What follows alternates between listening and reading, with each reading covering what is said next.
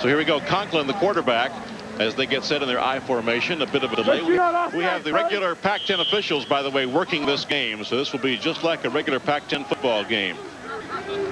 And we'll have some substitutes. There are probably about 8 or 10 officials there. Very quickly, a pass over the middle as they faked it up the middle, and Conklin unloading on the very first one, an attempt incomplete to Greg Lewis. Corey Brown was over there for the white squad. And Greg Lewis has got better hands than that. He usually can catch those. There was pretty good linebacker coverage. Corey Brown, one of those players we will be watching this afternoon. Again, set in the I formation. Lewis, the deep back. He takes it. And moves up across the 25 to about the 28-yard line. And that tackle was made by Chico Fraley. The two freshman linebackers are in there now. The rest of the offensive line now for the purple squad. Right tackle Mike Zandowski, All-American candidate. Jeff Pahukoa at right guard. The center Bernd Brosdek, highly underrated. Left guard Kelly John Lewis, and the left tackle Adam Cooney. Adam Cooney will be working very hard for that left tackle spot come fall, by the way, with Scott Jones. And Adam is playing against Bob Willig today, so he'll get a good test. Passing down, oh boy, right over the middle, and I'll tell you what, there was real blanket coverage there. Corey Brown all over the intended receiver. Mark Kilpack. Mark Kilpack, the tight end, came out going for the ball. Corey Brown with the coverage. So right away we have a punting situation. At the purple punt team, so that's Troy McNair back, the deep punter. He's junior college recruit, came in this spring, and these kicks will be very important. I'll get a hang time on these. Here's Andre Riley. He will probably be the man this fall. We'll see. Come on, Trey. Fair catch called. That should have been pretty fair hang time. Fair catch by Andre That's Riley. 4:17 hang time, which anything over 4 seconds is excellent, and that's why there was no return. A 30-yard punt, no return. That plus it was 30 yards. Well, that's indeed true. Now let's take a look at the white squad. We have Eric Alozi at quarterback, Tony Covington the tailback, Aaron Jenkins at fullback, the split end Andre Riley, we've seen him already, tight end Bill Ames, who had a great 87 campaign. The flanker is Scott Fitzgerald. On the line, right tackle Darrell Baldwin, Roland Ruff at guard, the center Jeff Chandler, at the other guard Dean Kirkland, and the left tackle spot Scott Jones. So Eric Alozi, he's a bit more of a scrambler than his Conklin, but he's going to fire over the middle. First play, boy, he had a player wide open. And Andre Riley wide open. Wide open. Deep. Eric Alozi's pass intended for Andre Riley, incomplete. Not a whole lot of deception or fanciness, but he sure was open in the secondary, Don. Yes, and there's a little bit too much experience back there in that secondary to have a guy that wide open. The defensive line, Travis Richardson, the tackle. The nose guard is Jeff Colbus. John Cook is the defensive tackle up front. The linebackers, Ricky Andrews, Mark Goudreau, Greg Travis. And the secondary, of course, Eric Briscoe and Zachary are the corners. There's the deep pitch to the tailback. Tony Covington, that's right. Up across the 40-yard line, the 45-yard line. John Cook making the stop. That's a toss sweep, and that was behind Darrell Baldwin, and I see Darrell Baldwin is getting up limping a little bit. This is a replay. There are actually 4 second-team offensive linemen with Scott Jones, so this is not a really experienced offensive line here. See Alozi here in action now as we get set. Takes the fullback and keeps himself. Does a little dance in the backfield, gets away from one intended tackler. But, that was Mark Poole he got away from. Mark Goudreau finally makes the stop. Really good hit by Mark Goudreau. Again, another freshman linebacker. So we're going to be talking a lot about young players, especially at that position. 4 yards to go. Again, a fourth down situation. So again, we come to a punting situation already. Paul McKenzie back to punt. Paul McKenzie back to punt formation. William Doctor is the deep man, standing at the 17-yard line.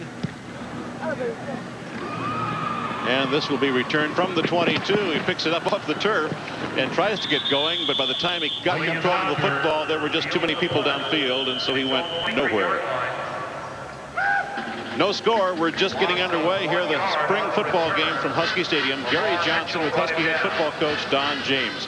We'll be back right after these messages.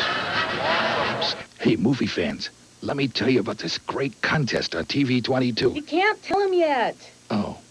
Well, then let me tell you what you can win. You can't tell him that either. But the size of this prize, I mean, it's huge. It's not that big. Okay. So what can I tell him? Just tell him to look for May Flowers in Sunday's Seattle Times PI newspaper. Okay, May Flowers, Sunday paper.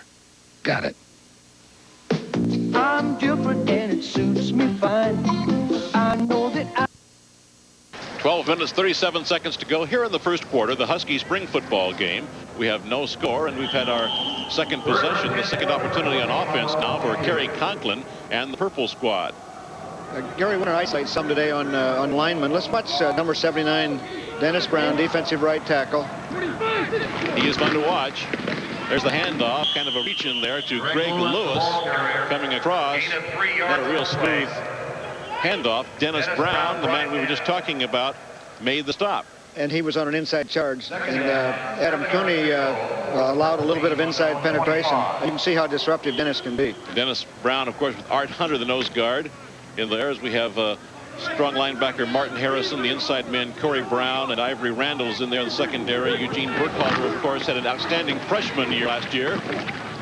As on second down, the handoff goes across 25 to Greg Lewis again, up to the 28-yard line. Darrell Hall making the stop. Darrell Hall is our starting strong safety, and that was a toss sweep right into him. Let's take a look at Dennis Brown now, if we can, just to isolate on him a little bit. All-America candidate is Dennis. He is a load, and you can see right there that he will bounce off that tackle, and he got a pretty good block right up front, but he didn't let that stop him one bit. That was a big tackle, too. That was Kelly John Lewis. That was a big guard, I mean. Passing situation, looks over the middle, fires complete, and that's Mark Kilpack, the tight end. We've talked about Scott Jones moving to tackle and the big year that Bill Ames had last year coming up the ranks. He was number 4, I think, when fall camp started. What about Mark Kilpack? How's the competition coming there? Mark has had a very good spring. He's pretty well solidified himself as a number 2 tight end and is getting better. Now back to Dennis Brown. Got a real good hit on Kerry Conklin. That's going to be one of the problems. Dennis now is left tackle. 1st and 10 for the Purple. There's the pitch again to Lewis. Lewis looking for something outside, nothing there. He gets away from the backfield tackle and comes up across the 40-yard line. And I believe it's Dennis Brown he got away from, Don. And that was a halfback pass to the quarterback eligible, and the white defense did a pretty good job of covering the quarterback. And now we've got another side. Watch Kerry Conklin come out the backside. You can see Lewis really didn't sell this very hard. He's got to make it look more like a sweep. Now he's just open field now. It's a good block by Kelly John Lewis, and fairly good tackle right there by Travis. 17 yards already for Greg Lewis. He gets the handoff again. He's becoming the workhorse here early. And gets up across the 45-yard line. Darrell Hall making the stop for the white squad. I'm sorry, that was Virgil Jones on the tackle on the play before.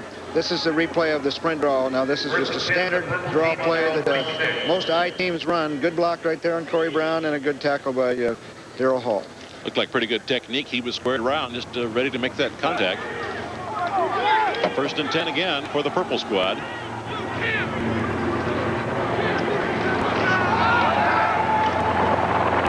Conklin this time gets one away and again has a man wide open. Brian Slater coming up from split end. A deep curl route, and again Dennis Brown was getting close to Kerry, but Kerry had enough time to stay with Brian Slater and get him the football.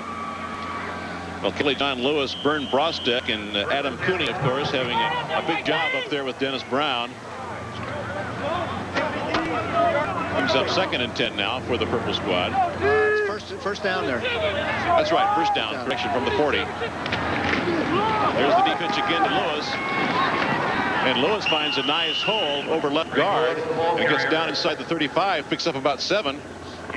Corey Brown makes the tackle. Let's see here again. There's just the pitch, the tailback coming through. He kind of picks his hole there and comes back inside, makes a nice stop and a quick acceleration forward. 2nd down, 4 yards to go. Greg Lewis had some pretty big games last year when you needed him because of some depth problems. Good cut there by Greg. But Adam Cooney stayed with Dennis Brown, and see the linebacker 32, Corey Brown, just overran that play a little bit. He's got to stay behind it, stay inside out of it. 2nd down and 3. Shotgun. Conklin looks long, fires over the middle. It's complete, and that is to number 17, James Sawyer. And Sawyer is someone we haven't talked about, but he's in that flanker depth. Eugene Burkhalter had an outstanding freshman campaign we mentioned earlier. Let's take a look now at James Sawyer. We might bring up the subject of speed, which is something you've been recruiting the last couple of years, Don. Is he one of those burners? He's got very good speed. He's from San Jose, and he was injured last fall in a high school all-star game and came in and refractured the foot, so he basically missed the whole season. 9 minutes to go in the first quarter. No score. Purple squad driving. Again, it's Greg Lewis from the tailback spot. This time he is slowed down by the first man up there. Dennis Brown was there and finally brought down. The offensive line just has to find Dennis every play, and you know, they've got to keep him out. If they don't, they'll have a lot of problems moving the football. It's, he's definitely a force. No gain on that play, a lot for nothing, and so it's 2nd down and 10. Got both wideouts down at the bottom of the field now. It's Sawyer and Slater. Slater is the far outside, but the pitch comes to Lewis to the opposite side of the field, down to the 15-yard line and across to the 14. And it's Dennis Brown in on the stop again for the white team. Art Hunter also made a good play coming off the nose. Just move laterally very well. And when Lewis wanted to cut back, then Art was there to take away the cutback lane. We should mention we don't have an awful lot of depth at running back for this game, Don, because, of course, Vince Weathersby, who will be back, he is out with shoulder surgery. James Compton is out. And Steve Jones is also out. Yeah, Steve is in the track team, and the other two had shoulder surgery. Again, shotgun. Conklin looking for the end zone. There's Slater. Brian Slater finds it at the 2-yard line and takes it in. There must have been in his zone coverage because he was the post was wide open. The weak safety has got to get over there and give some help to this play. There's Conklin, just a straight drop back from the shotgun, and he fires over and finds Slater coming across. As you can see, Lilo Lang is there, but a long ways away. Yeah, well, Lilo's got the outside zone, so it's the weak safety that's got to get out there. John McCallum, one of those vying for a kicking spot, attempting the extra point. And the kick is good. So we have 7 minutes and 35 seconds remaining here in the first quarter, and the purple squad is on the scoreboard. Our score here right now at Husky Stadium is purple 7 and the white 0. We'll be back after these messages. We don't just tell you we'll do everything we can to find you a buyer. We guarantee we'll use 18 proven marketing techniques to sell your home. We guarantee it in writing. And we wouldn't give you that guarantee if we weren't confident of one thing. Coldwell Banker. Expect the best. We guarantee it. A member of the Sears Financial Network. I'd like to open a savings account. Hey, that's great. You know, it's forward-thinking people like you who make this bank what it is. Here, have a free toaster. Does your bank look at you differently when you deposit money than when you ask for money? I'd like to borrow some money. Are you sure you need this money? Well, Have you ever been arrested? Well... Would you submit to a lie detector test? You ever had tax audit? What? Next time, come to When was First your last Interstate physical? Bank. We'll Any never history give of you the illness? bumps rush. Come on, buddy. First Interstate Bank. We'll do everything we can to make you a loan. Gary Johnson with Husky football coach Don James. It's 7-0 purple leading the white here in the annual spring game. The boats lined out across the water across Lake Washington this afternoon. And right now we're going to take a look on this series, Don, if we can, at All-America candidate Mike Zandowski. He has been quite a football player in your program. Mike has been a two-time first-team all-conference player.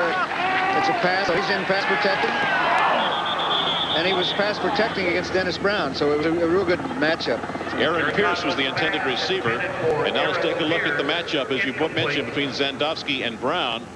And Zandowski, who started out as an All-America candidate at guard, switched to the outside in mid-season last year, made a great adjustment, and now he's an All-America candidate as a tackle. Just a good player. He's about a 290-pounder and has a real good feet. So From Corvallis, Oregon. Again. Yeah, he's up against Dennis Brown again. Okay, we'll look again.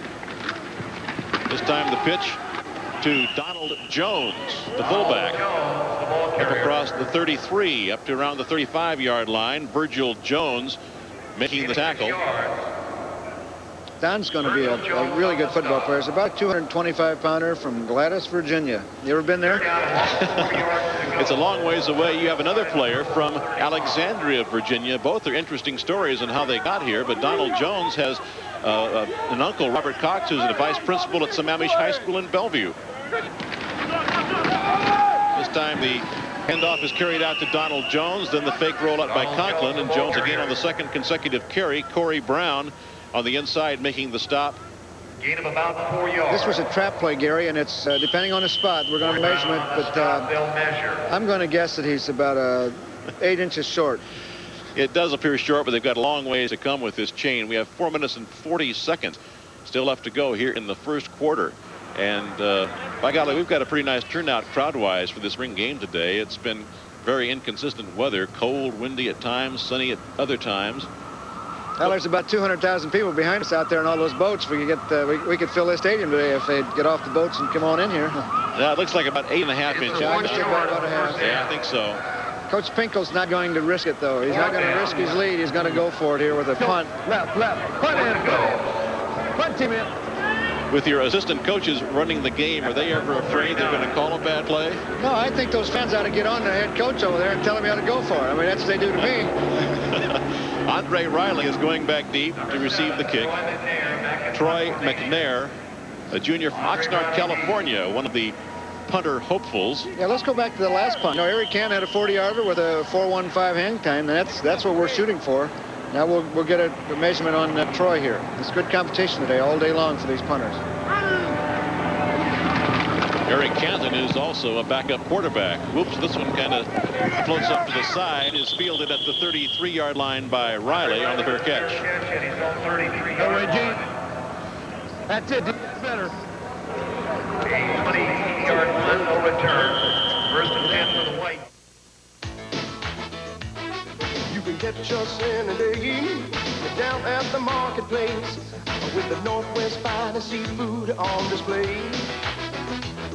We might be kind of loud when we're joshing with the crowd, but they wouldn't have it any other way. Hey, hey, hey! People that we meet, the people on the street, make us mighty glad we were up here.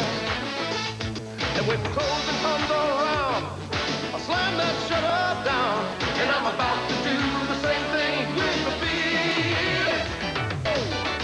The only beer drink round here is Rainier. The only beer to drink round here is Rainier. Only beer to drink round here.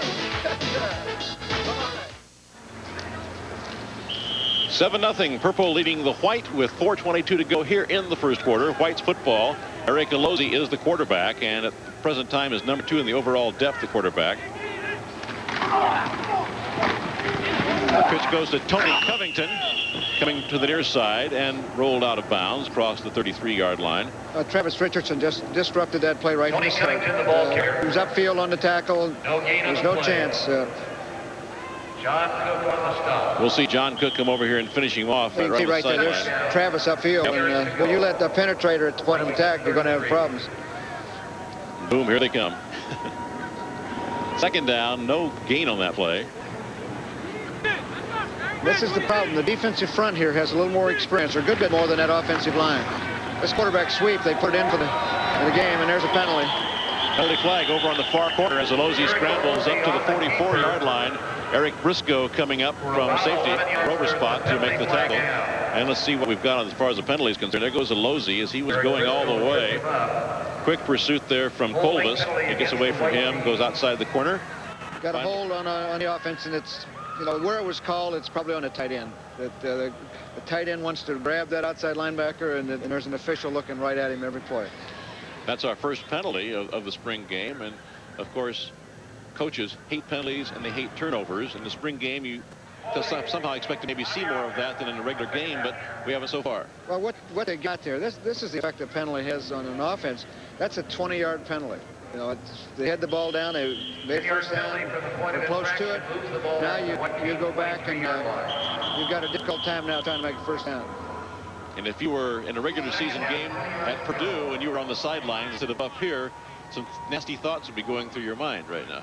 Yeah, you'd probably be coaching that tight end or whoever was the holder on the play. We might want to take a look. We talked about Bernd Brostek, who is the #1 center, and we probably should take a look at number 50 here for the White, Jeff Chandler. just to give that center slot a little bit of a focus here today. Yeah, Jeff was the backup last year, and he's a lot better football player. He's getting better, and he's going to go against Jeff Colvis right there. Little sprint draw by the quarterback who gets up across the 30. That's a Losey. And bobbles the ball, and let's see, the purple has got it. Yep, they say they've got it. The official down on the field says purple's ball. And this is what drives you. It's a quarterback draw is what it is. Now he's got the ball. He's got it way out away from his body, and you'll see Eric Briscoe fall on it, I believe. They got it out, and well, that's why you don't play freshmen when they're freshmen. The best time to play them is when they're juniors. Two big negative plays in a row there for the white team. The big penalty, and then, of course, the turnovers. We talked about penalties and turnovers, and there they are. And there's a great opportunity now for the purple to make it real difficult for the white team. There's a weak side sweep. Pretty well played by the white defense.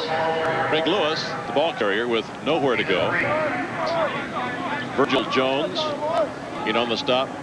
Bob Willig was on that side, and as you mentioned, Virgil Jones. Virgil's a freshman from Tacoma and has had a good spring. Lakes High School in Tacoma, and he's backing Greg Travis right now in the depth on that side. 2nd down and 7, a gain of 3 on that play. Pro set. Slater coming around on a beautiful piece of deception. That was a well thought out play. And Eugene Burkholder really recovered for a while there. From up here, it didn't look like there was a soul over there, and everybody was fooled. There's a chase man, the defensive tackle linebacker, is supposed to be alert for reverses, and then we didn't have any reverses in this spring. We allowed both teams to put in as many trick plays as they wanted. We said trick it up and anything you want. So that's one that they just put in Thursday.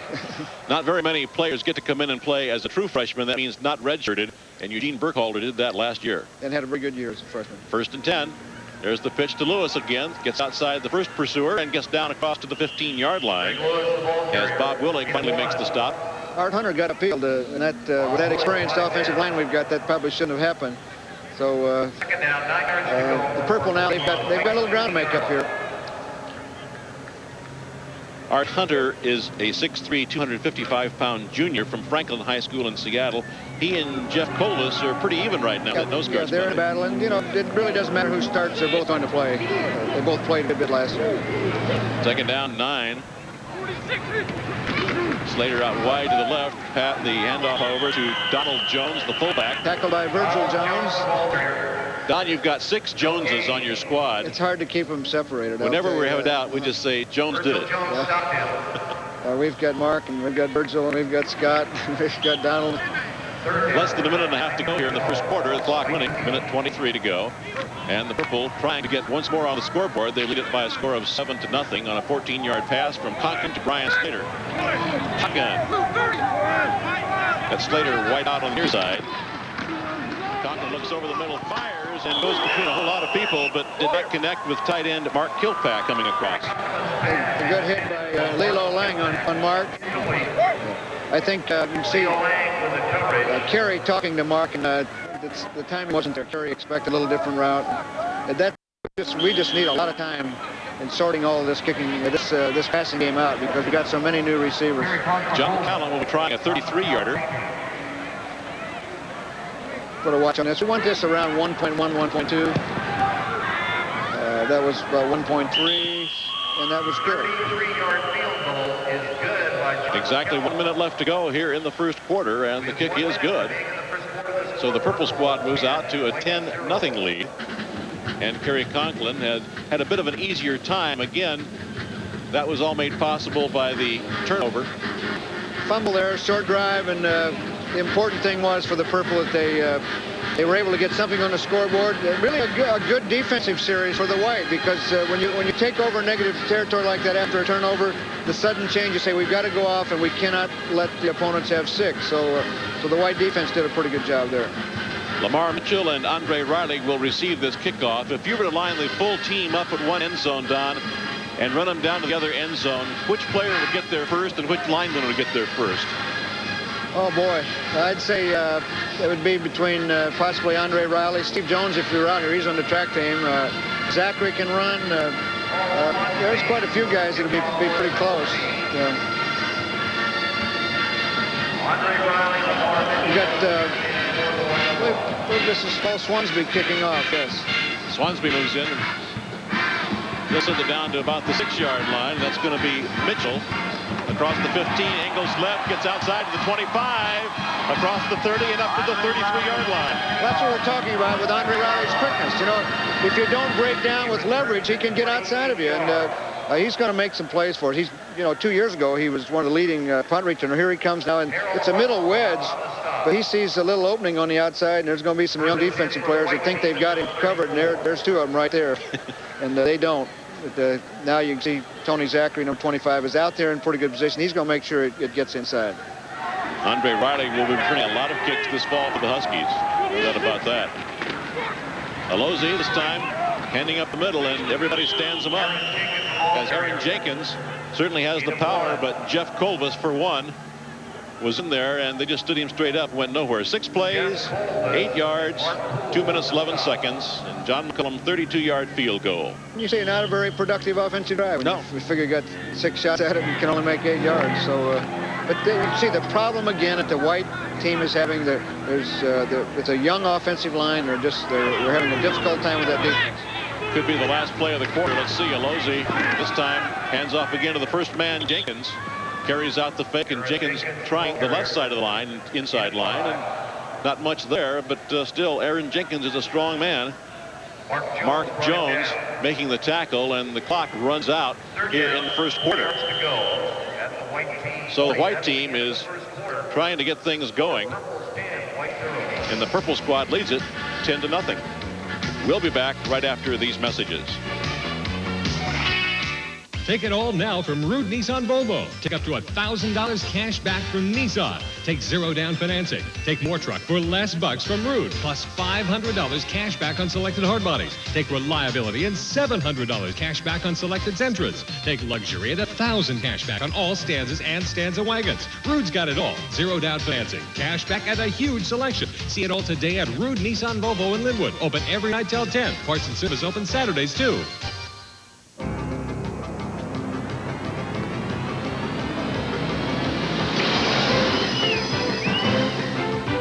Thoroughbreds and Longacres. Get a complete recap of all the day's races at Longacres each night of the racing season on Today at Longacres. Host Joe Withy leads you through each of the day's races, as well as special features and interviews every Wednesday through Sunday night at 11 on TV 22. Find out what happened today at Longacres.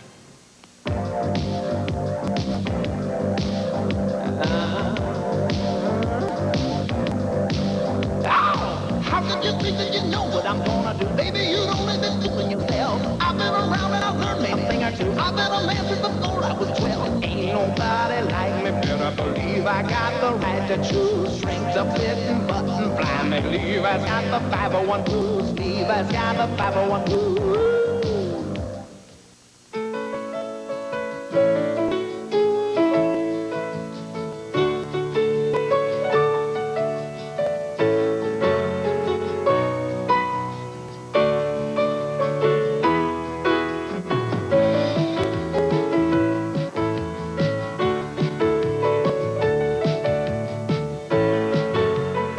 You can't have one without the other.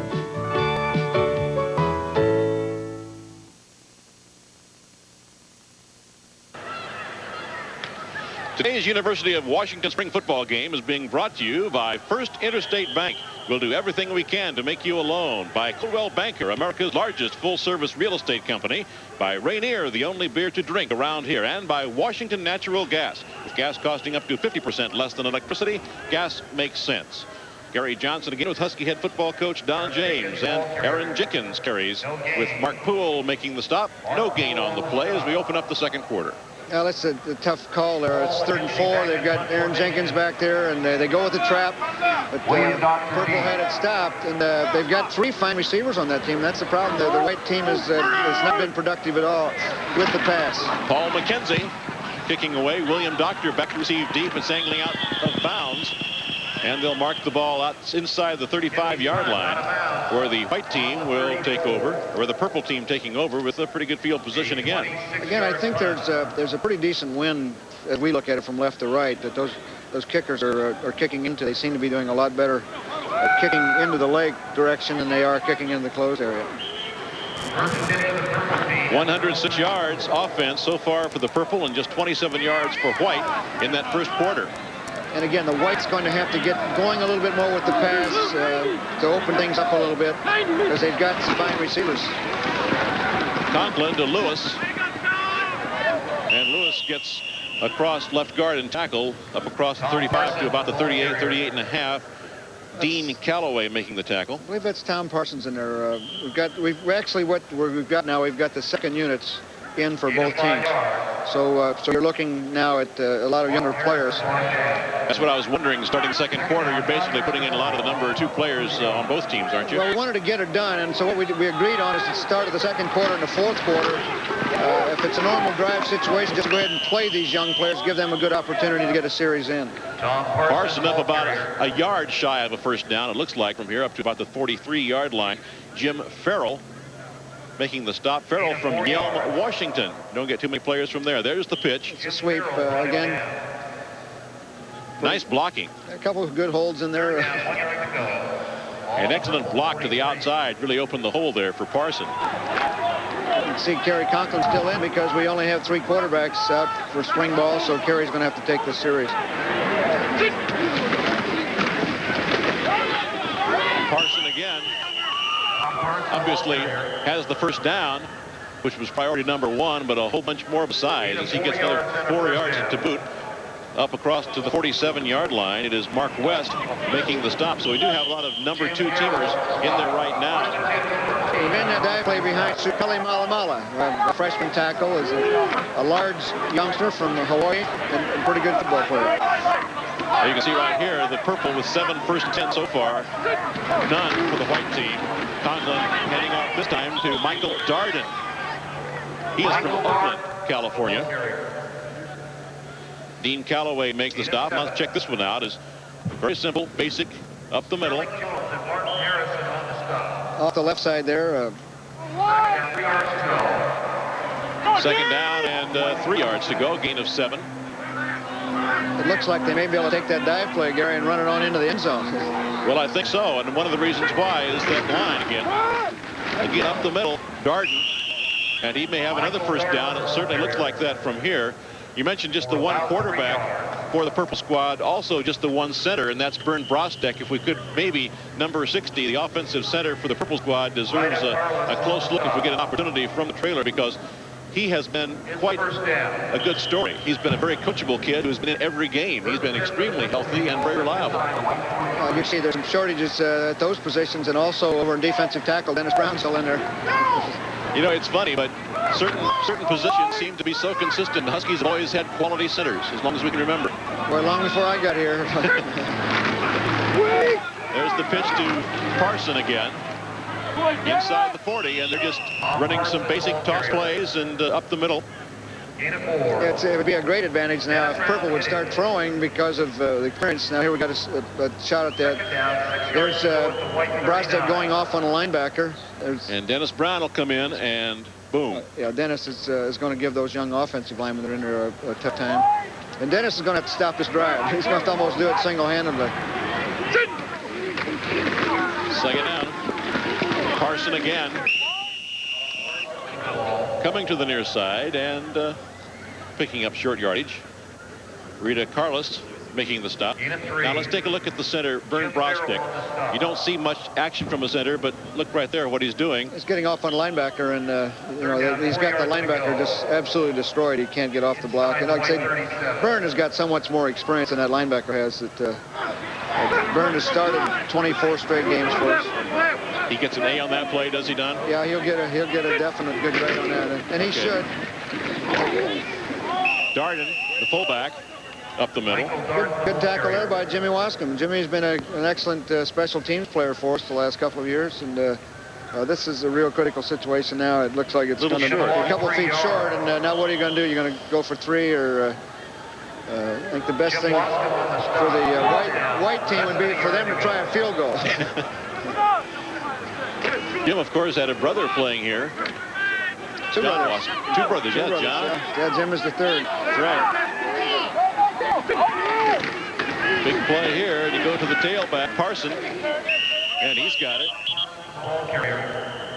Down to the 31-yard line. Everybody's in there. The white team had a little trouble lining up, and because of it, there was not much resistance. Curtis Wells was one of those finally on the stop for the white team, just outside the 3-yard line. White 31. 9 minutes, 37 seconds remaining in the first half. It's the purple 10-0 right now. Gary Conklin counting noses. Yeah, we're short a player. And the purple squad has to call a forced timeout because somebody didn't come in. So those things do happen. The score is 10-0 purple. We'll be back after these messages. I'd like to open a savings account. Hey, that's great. You know, it's forward-thinking people like you who make this bank what it is. Here, have a free toaster. Does your bank look at you differently when you deposit money than when you ask for money? I'd like to borrow some money. Are you sure you need this money? Well, Have you ever been arrested? Well, would you submit to a lie detector test? You ever had a tax audit? What? Next time, come to First Interstate Bank. We'll never give you the bum's rush. Come on, buddy. First Interstate Bank. We'll do everything we can to make you a loan. At the University of Washington, students can study the mysteries of ancient Sanskrit texts, watch quantum leaps, look into the far reaches of the universe, and explore the microbial world of marine organisms. With more federally sponsored research awards than any other public university in the nation, the faculty of the 15 schools and colleges involve students in an exciting educational experience. The University of Washington, exploring new frontiers in the classroom.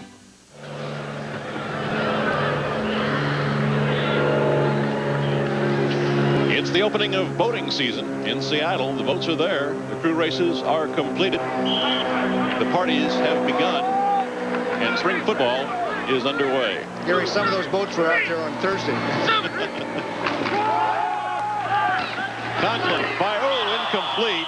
Keith Watkins. He is number 3 in the depth over there at split end for the purple squad, and he was going down as the ball got there and it went off his shoulder.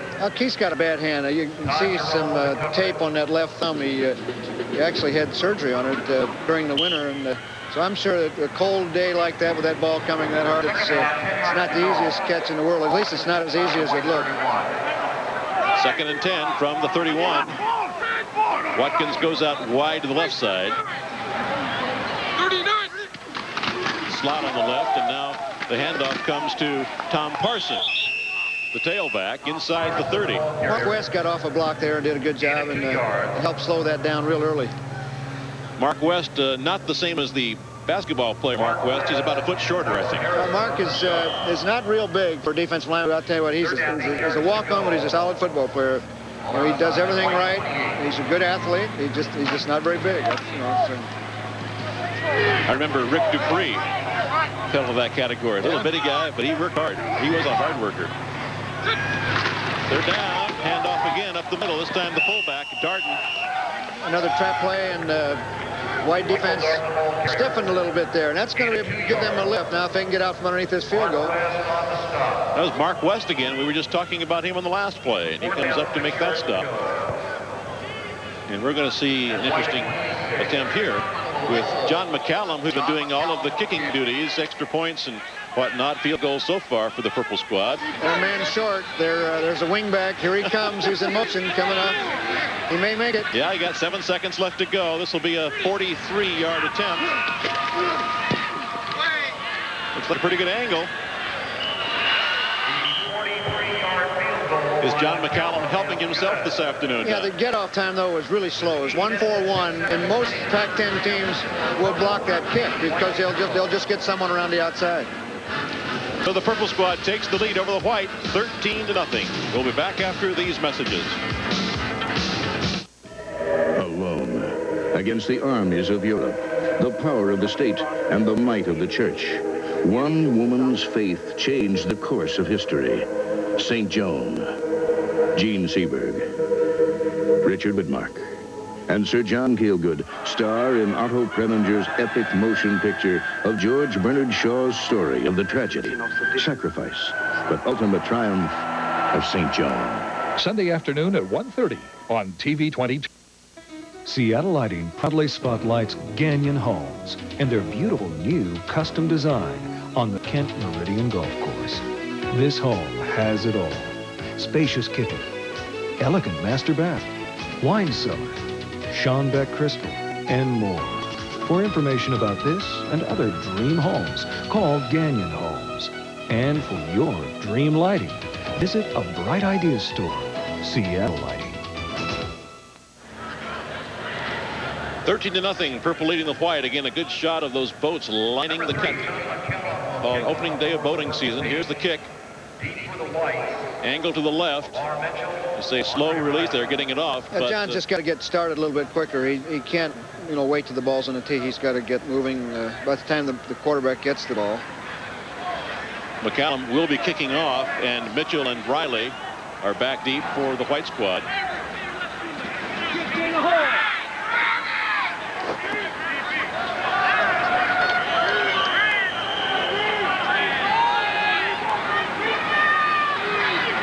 McCallum set to go. A stronger kick this time down to the 6-yard line. Riley on the return out across the 20. Mark Jones making the tackle. A 16-yard return of the kick by Andre Riley. 12 plays, 48 yards, 6 minutes and 20 seconds, and a 42-yard official field goal for John McCallum, his second of the day. 13-0 Purple, 7:57 remaining in the first half. Eric Canton at quarterback, and now you'll see the second unit white offense against the second unit purple defense. In those cases where we have second unit players. All right, lots of reserves in there now. Eric Canton, who is a punting candidate as well, handing off. That's Tony Covington, and there's only 3 running backs, so Tony's going to have to play, and Greg Travis has to play on defense. We're short of outside linebackers. There comes Mark Jones in now. Mark Jones, Mark Poole, at the outside linebacker positions. Gain of 4 yards, second down and 6. Second down, 6 yards to go. On the white 26. Canton from South Kitsap High School in Port Orchard. Figures a potential punter for the Huskies. Keeps it, rolls out on the option, gets out across the 30. Is that the first down, Gary, for the white team? Yes, it is. 7 minutes left in the second quarter. Jerome Johnson, let's take a look here at Canton. It's the downline option play, and see Eric Canton ducking that play up inside. If he'd have made a late pitch on that, would have been a little dangerous, but the tailback might still be running. First down, as you said, 1st and 10, Eric Canton.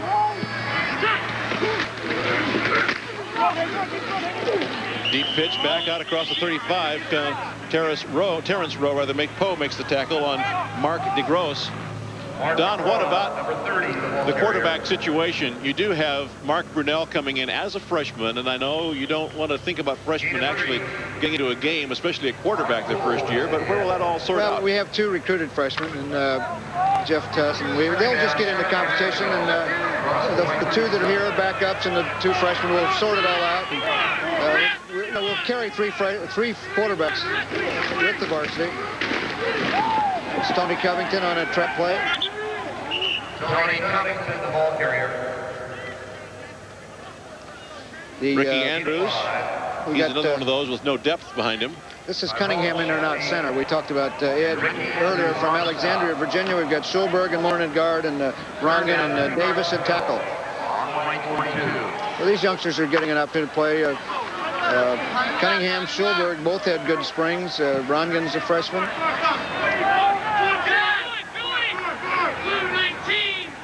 Third down and 2.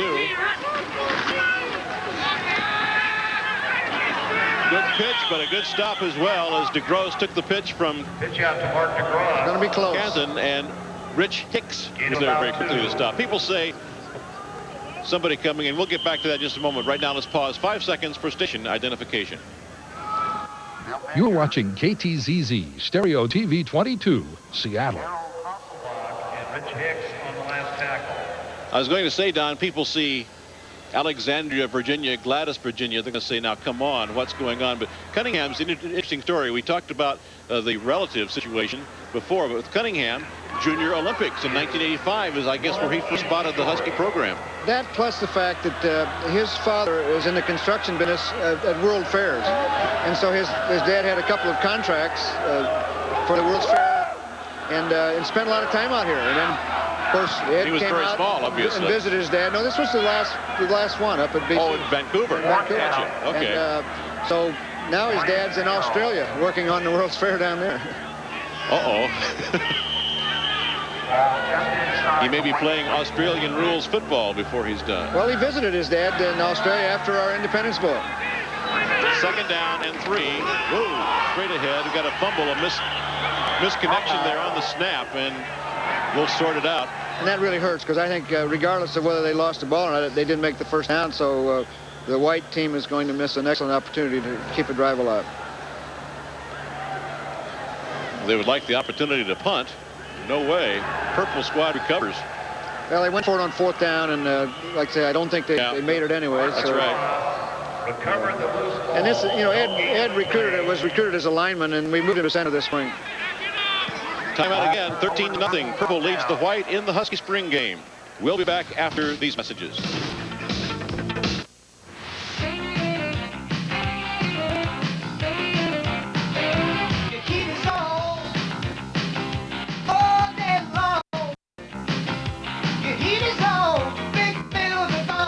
With natural gas costing up to 50% less than electricity.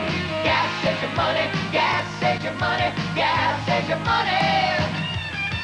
Gas makes more sense than ever before. Just call us on the telephone and we'll be out to heat your home. For efficient heat, hot water, cooking, even drying. Gas saves your money, gas saves your money, gas money. Your heat is on. Big bills are gone. Bye-bye. Just give your local heating dealer or Washington Natural Gas a call, and we'll give you our warmest regards. Bye-bye.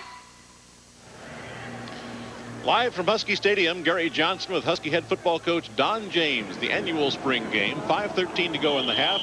Purple squad leading the white 13-0. Purple has the ball right now. We have an interesting halftime coming up. For one, we expect to see Coach Fred Akers of the Purdue Boilermakers, who is the #1 opponent this fall for the Huskies. That'll be fun. He's here scouting the game. Greg Lewis is back in at tailback, tries to go on the outside left. Two experienced defensive players, both upfield, Dennis Brown and Marty Harrison. That was a good defensive play for the white defense. They need to come up with a good series here. If the purple can take this in, it's going to be a tough second half. Martin Harrison, the strong side linebacker, I know surprised a lot of people. I don't know if he surprised the coaching staff, but a lot of people were surprised at his play last year. He's just getting better, and you know, he hasn't gotten terribly much larger, but he's gotten better. And there they go. They air it out of this one. Oh, almost. Brian Slater. Pretty good coverage, but the ball was well delivered. Well, Lilo really looked like he had a chance to intercept it, and you know, left it get right through his hands. It would have been a tough catch either way, but boy, you can't, you know, if you're playing cornerback. The fake to Lewis, good protection. You can't let it get through your hands when you're this close. You've got to see the ball. Now watch Lilo here. It gets right out of stretch, and Brian almost hangs in there with it and makes a great catch. 3rd down and 12 from just inside the 45-yard line. 4 minutes and 26 seconds in the half. And you're right, Don, it is getting darker outside. It just appears to. Like I say, if it rains, it's going to be cold. Conklin with heavy pressure from Harrison. We talked about Martin just a moment ago, and there we see the defense getting through with a big sack. That's our first sack. Well, it's just a total blunder by the purple offense to let a man that free. You know, it's not a major blitz. It's just a 4 or 5 man rush, and it doesn't bode well when you make that kind of mistake, let a man that free. You know, quarterback doesn't have a chance. You get somebody hurt. So indicates some pretty good coverage downfield. Conklin started the game with 4 completions in a row, and now his last 4 have been incomplete. That, of course, was a sack. He never got a chance to unwind. Here comes the kick. Good pressure on the kicker, and this one goes nowhere. Takes the bounce, and that's about all we can say for that one. Is Aaron Pierce. It's going to end up pretty good. Look at that roll. Just as you say, boy, it's an ugly kick, and then look what happens. Amazing. Well, the punt looked a lot better than it really was, I guess. We'll be back after these messages. I'd like to open a savings account. Hey, that's great. You know, it's forward-thinking people like you who make this bank what it is. Here, have a free toaster. Does your bank look at you differently when you deposit money than when you ask for money? I'd like to borrow some money. Are you sure you need this money? Well, Have you ever been arrested? Well, would you submit to a lie detector test? You ever had a tax audit? What? Next time, come to First Interstate Bank. We'll never give you the bum's rush. Come on, buddy. First Interstate Bank. We'll do everything we can to make you a loan. You're ready to sell your house? Call Coldwell Banker. We don't just tell you we'll do everything we can to find you a buyer. We guarantee we'll use 18 proven marketing techniques to sell your home. We guarantee it in writing. And we wouldn't give you that guarantee if we weren't confident of one thing. Coldwell Banker. Expect the best. We guarantee it. A member of the Sears Financial Network. We're back live with 3.5 minutes to go in the half. Don, do you have any particular goals for a spring game? Like you want to see so many passes to a certain receiver or anything like that? Well, I'd like to see some passes go to Andre Riley. They've got Bill Ames and Andre on the team, and they've completed one pass. And that's a real problem, you know. And if you're coaching realistically, you don't want to open up and throw here. You're 90 yards away from a score, and if you make a mistake, you probably put yourself out of a ball game. So. Alozzi back in a quarterback. The handoff to Covington. John Cook making the tackle from the defensive tackle's position. Out to the 12-yard line. Gain of 3 yards, 2nd down and 7. Very serious. Lamar Mitchell in for Scott Fitzgerald. He split out wide to the left. But again, we're getting conservative down near the goal line. Aaron Jenkins, the fullback, stopped by Travis Richardson. And as you say, it hurts the white squad because they can't really unload here in this situation. Yeah, here we go. It's the worst situation to be in. If they could make a first down, then they could maybe open up and try to run a clock line drive or two-minute offense. A pretty good run by Aaron Jenkins, who, of course, does have that good, strong power. 3rd down and 3.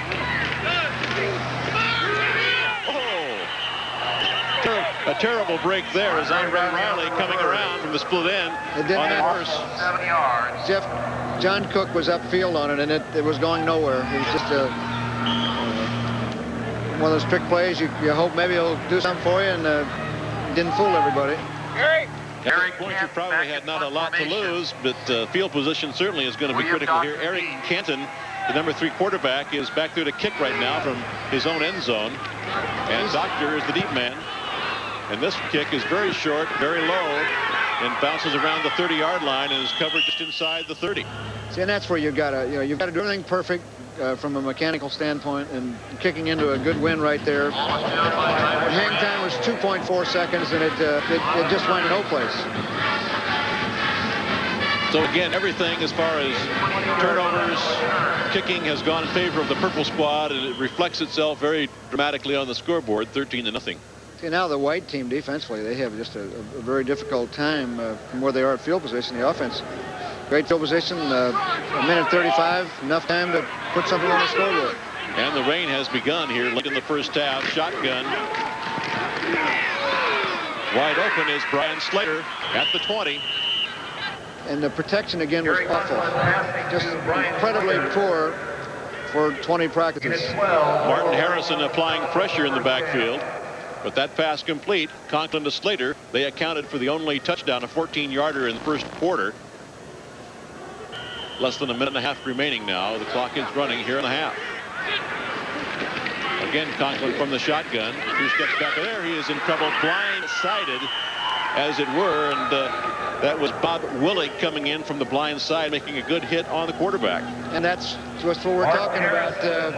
Those tackles have got to play better. No excuse in that. The protection for Kerry now in the last 3 passes, you know, he won't have much of a chance next fall if we can't block any better than that. There he had protection from the shotgun. Mark Kilpack, the tight end, takes it in down at the 20, but of course it's way short of anything. And again, I think Kerry will be fine if we can get him protection. You know, yep. We got guys who can catch, but we've got to do a better job. For the purple squad, 43 seconds remaining in the half. 43 seconds remaining here in the first half. A light rain has begun to fall. It has turned dark. It has been chilly. And of course, this is opening day of boating season in Seattle, so it's been quite a party weekend so far. Husky crew did pretty well this morning, Don. Yeah, I got to see that. The big race, we beat Princeton, took second in behind the Aussies. Flames. Cover, let's go cover 1. Get on them good, okay? Make it field flame, cover 1 ram. Well, field flame 1 ram. What are we doing? That's Jim Lambright's voice we're hearing. Field flame 1 ram. The flame means a stunt. There's going to be a penetrating stunt from the field. The ram means we're going to get up on the wide receiver's face and ram him. And then the coverage is just one of the various zone coverages that we have. Sounds pretty simple. We'll see if it works now. The biggest problem the purple has right now is to pick up the flame. You'll see Dennis Brown and Marty Harrison take inside charges. All right. Bobble the ball a little bit. There comes the pressure, and there he is again. Martin Harrison and Dennis Brown, the 2 men you talked about, Don. They were the ones in the backfield. They got to the quarterback. Well, Jeff Palcoa came out on Marty and didn't make his block. And it's not very good protection. Again, that's a real disappointment right here is to have 4 passes here in the last couple of minutes and just not give the quarterback a chance. The purple squad on their one scoring touchdown drive was the long drive of the day, and when they've had opportunities with great position, they wound up going for field goals. Yeah, and so it's kind of a win situation for the white defense, the way, you know, the terrible field position that they've been put out there with. It will be Paul Swansby. Paul Swansby will kick. His first to try at the field goal from the 35, so we have a 45-yard attempt. Do any of these kickers have an advantage from distance, stronger leg? John McCallum probably, although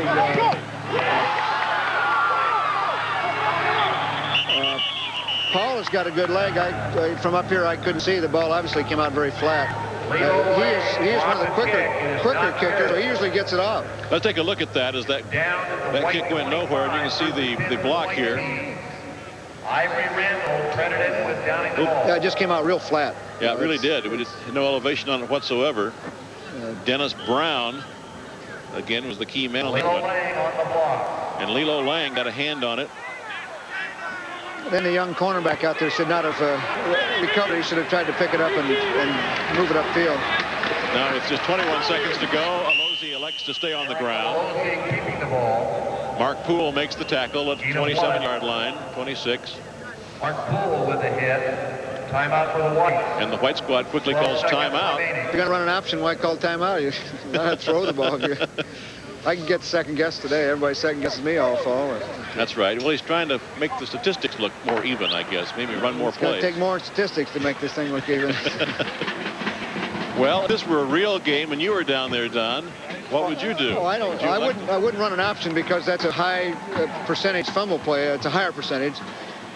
If I were going to try and make something happen, I'd put it up in the air and air it out fairly deep. So if it was intercepted, you don't put them in field goal range. Now, you know, that's if you're going to go for it. If not, you know, the obvious thing is to run a dive play. Twins the field and split him out to, you know. Well, that's a different formation, but if they flex, would probably get away from it. Get away with it. Just throw the. Coaches again discussing it as Alozi and Aaron Jenkins came over to discuss the option. So now you have 12 seconds. This is probably the last play. Jeff Woodruff is calling the play with Dan Durazio, but the mic was Jim Lambright talking to Larry Slade. They were talking defense. Hopefully that'll be saved for the second half. There's a draw, quarterback draw. Alozi breaks it open out to the 40-yard line. Jeff Colvis Tracks him down from nose guard. We've got an injured player. And that's Bill Ames, looks like. Bill Ames on the ground with 6 seconds remaining in the first half. Let's see if we can pick up exactly what happened. And Losey, again, likes to run down, as you pointed out, does a pretty good job here. Nice hole up the middle. There's Bill right there. And then he gets his leg nicked from behind. Yep. He sprained his ankle. Here goes again. Let's see. In the Washington State game. There's Colbus wrapping around Losey. That could be a serious leg injury. That he was caught up in just a terrible position. And, Bill Ames. Am I right, Don? As I recall, he was like number 4 or even lower in the depth at the start of fall. Really tight end. And as the season wore on and things didn't go quite as well, he started picking things up and moved up the ranks. And it looked like he had his knee hyperextended. Again, I'm going to second guess the call. If we'd have thrown the ball, we might not have had that injury. That's true. You're not going to run a quarterback draw for 70 yards. After calling timeout. We have 6 seconds remaining in the first half. That is tight end Bill Ames on the ground. And that's obviously that's the biggest concern of the spring game or anytime you go out is to get through the injury bugaboo, and we'll just have to wait and see and get a report on Bill. The white squad this first half has a total of 58 yards rushing, 32 of those yards by the quarterbacks. Losey with 24 and Canton with 8 yards. And there we saw the run by Losey on that last play. And Bill Ames from Spokane University High School is injured on the ground right now, being attended to. Number 89, Bill Ames, shaken up on the last play. And we'll see, he's up. Here come substitutions. Now they bring in all the receivers, so maybe now we're going to get a pass play. Got J.D. Hill and Andre Riley and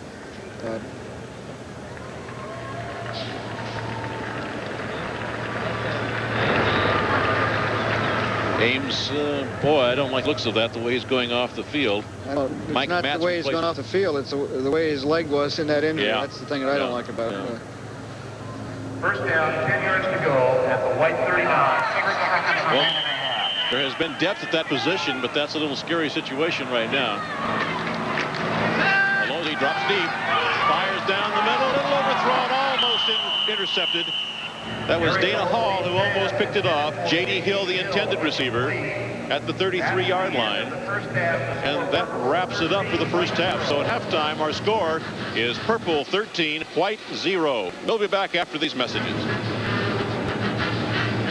Introducing the Delta Miracle Saw Blade. Kind of hard to believe we're making a curved cut with this circular saw. Here, let me run it by you one more time. The Delta Miracle Blade is making this curved cut. How about that? This is it. Cuts frontwards, backwards, and sideways. The saw blade is completely free of your work 3 times each revolution, thousands of times per minute. That's why it works. It's easy to make rounded forms or countertops. Your Delta blade cuts sideways to curve out paneling or fit drywall. Groove out to conceal wiring or to fit around pipes and fixtures. Clamp a gauge block to your saw base to make dado cuts. Does the job in seconds. The saw blade cuts sideways, just great for framing.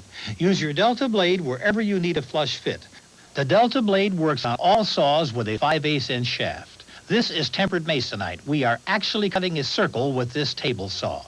It really does the job. You need one of them in your toolbox. Comes complete with instructions and guarantee. To order the amazing Miracle Blade, send $19.95 to Saw Blade, P.O. Box 658, Mashpee, Massachusetts, 02649, or call 1-800-533-8779 with your MasterCard or Visa. That's $19.95 to Saw Blade, P.O. Box 658, Mashpee, Massachusetts, 02649, or call 1-800-533-8779. Remember to add $2 for shipping and handling. Tony Curtis doesn't know what he wants to be when he grows up. Have you decided what you want to do when you get out of here? But he sure would like to fool everybody if he can. Well, you can't be Ben Stone. What do you mean you can't? Come in, Sergeant Wilkerson. Gentlemen. What is your name, Lieutenant? But he's a fraud, an imposter, and he's no doctor. The Great Imposter, Saturday at 8 on TV 22.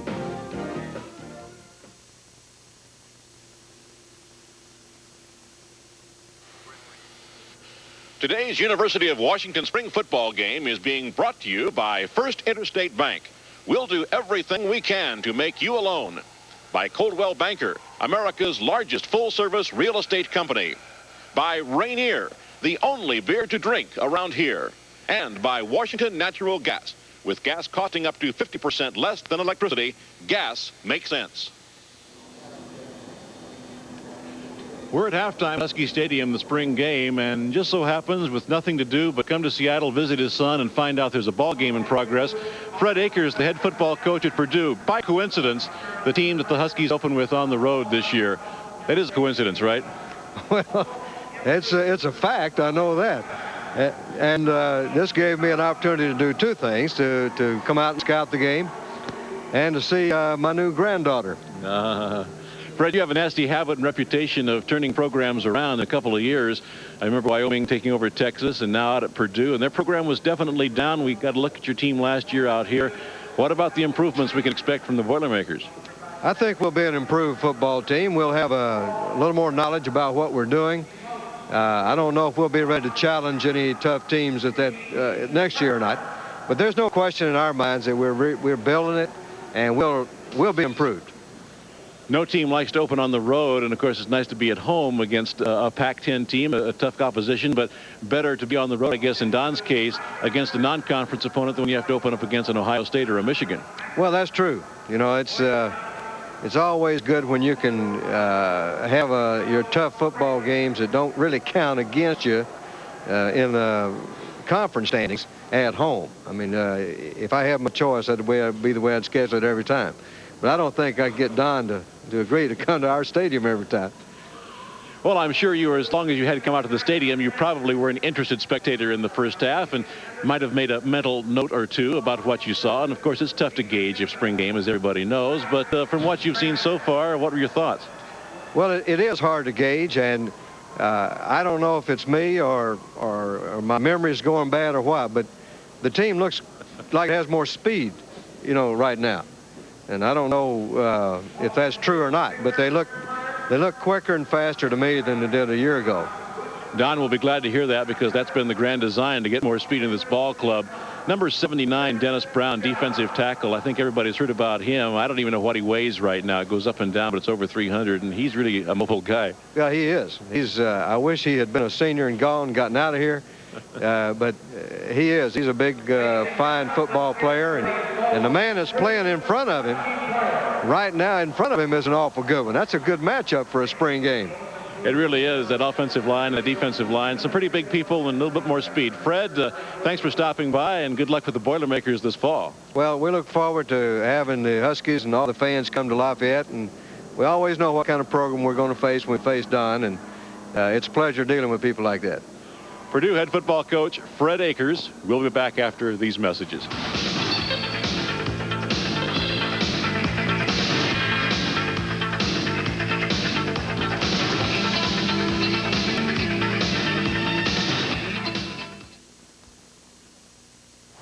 One day, many years ago... Taste this. Chocolate and peanut butter. Hey, it's great together. You know who'd like this? Noah. You mean the guy building the ark? Yeah, because he loves chocolate and he loves peanut butter. Let's bring him some. As soon as it stops raining.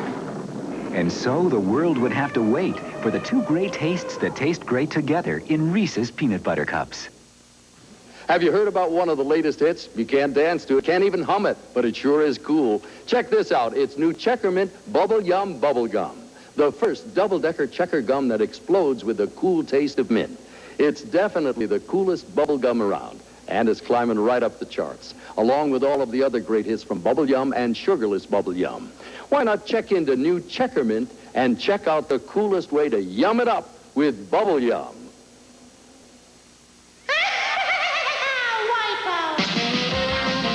Wipe on Stridex and wipe out pimples. Stridex not only wipes out pimples you have, it even wipes out pimples you don't have. Wipe out pimples with Stridex. I got two tricks. This is one of them. The other one isn't as good. Levi's 501 blue.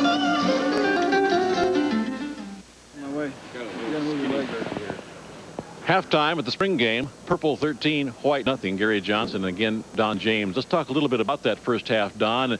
It was purple in many more ways than just the scoreboard, of course, as they seemed to totally dominate, particularly the white offense just not able to get going. Well, the two critical fumbles hurt. They had a difficult time getting first downs and moving the ball. And again, I think the white team is going to have to just forget about the score and whether they're going to win or lose. Just open up and see what the young quarterback can do and throw the ball. We've had excellent receivers on that team, and they're going to have to open it up, try to get back in the ballgame.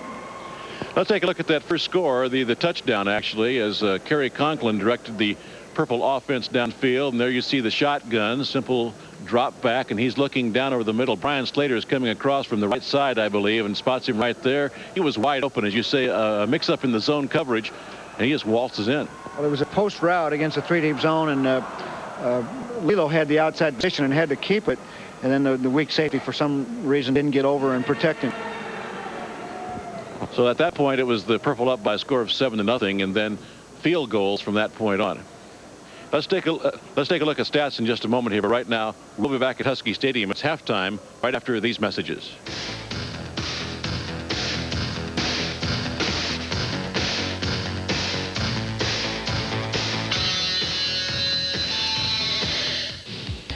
The new Volkswagen Fox is a lot of car for the money.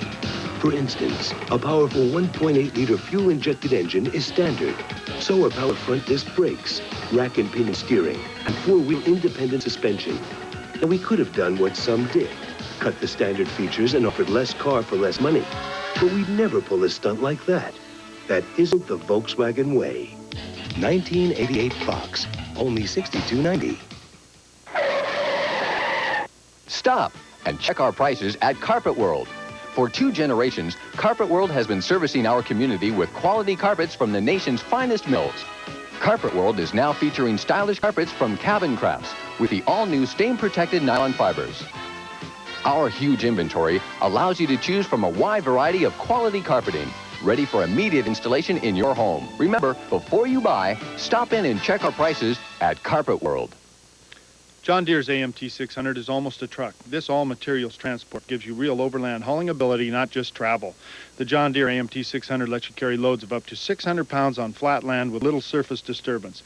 This unique John Deere design has 5 wheels for stability, with front handlebar steering and 2 pairs of rear drive wheels.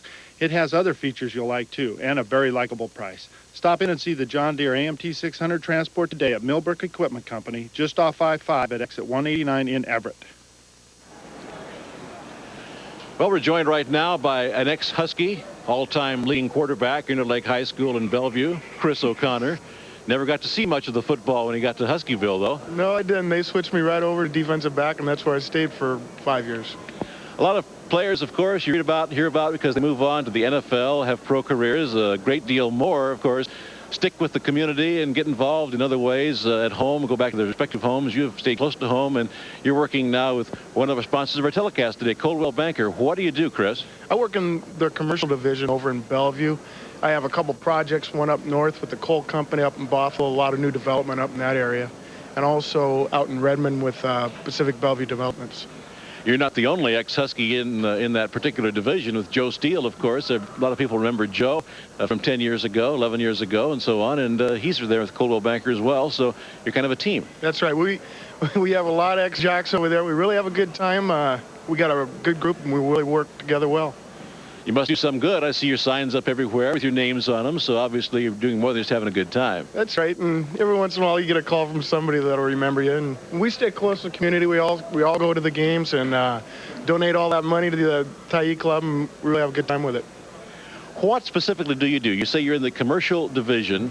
Does that mean you go out and locate potential business sites, properties for people that are looking for places to build, or what all does that entail? That all entails a company will come into the area. They'll need to know where the type of facilities are that they need to locate in. They need to know the demographics of where schools are in the area for their kids and these kind of things. And we have all that information for them when they get here and take them around, show them some places, negotiate the lease with the landlord, and make a deal. So when you see somebody moving in with a pretty good-looking quarterback prospect, you steer him over to Interlake, right? That's right, the old Interlake High School. Yep. Raleigh Robbins will be glad to hear that. Chris O'Connor, good to see you again, Chris, and good luck with your endeavors. Thank you very much. Good to see you. Former Interlake High School quarterback Chris O'Connor, defensive back for the Huskies. Chris O'Connor, I'm sure everybody pretty well remembers that name. And of course, a lot of players formerly with the Husky program, still very much involved in the community and still involved in their very, very special way with the Husky program. The flags are waving. The boats are moving around on Lake Washington. It's opening day of the boating season. We'll be back right after these messages.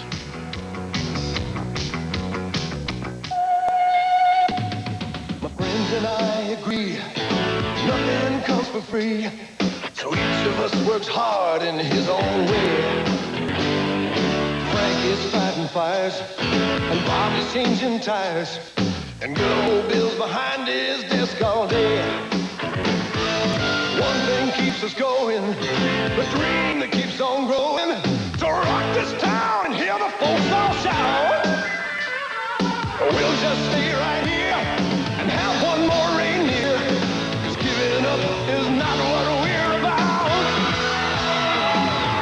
The only beer to drink round here is reindeer. The only beer to drink round here is reindeer. The only beer to drink round here.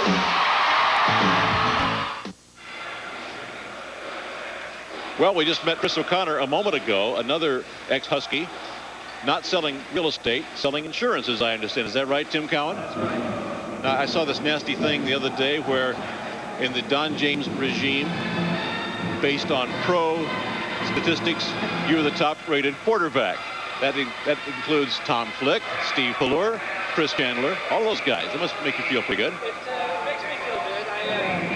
I feel glad that when I did have my chance to play, that I did the best I could and contributed to the program. And the same as the rest of those guys did. They played a lot more than I did and compiled more numbers, but we all did our best. You had a pretty nice career up there in Canada with the BC Lions, but if you never had to do a thing but just recall that Aloha Bowl game, I guess, over and over, that would be enough to take with you all your life. Well, it was a great way to go out after spending 5 years here. And we had a lot of seniors that year, and we worked hard. We had a fine season, rated #1 in the country for 7 straight weeks. And we went over into Hawaii and worked hard and took care of what we had to on the field.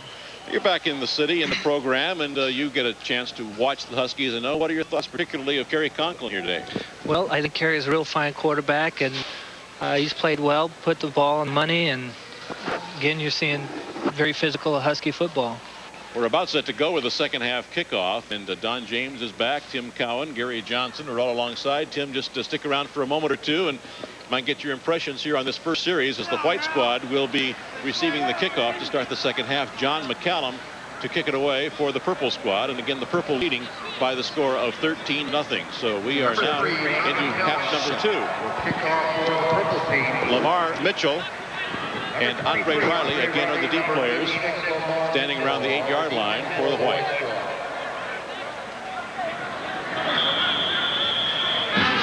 See if the white offense can get on track here in the second half.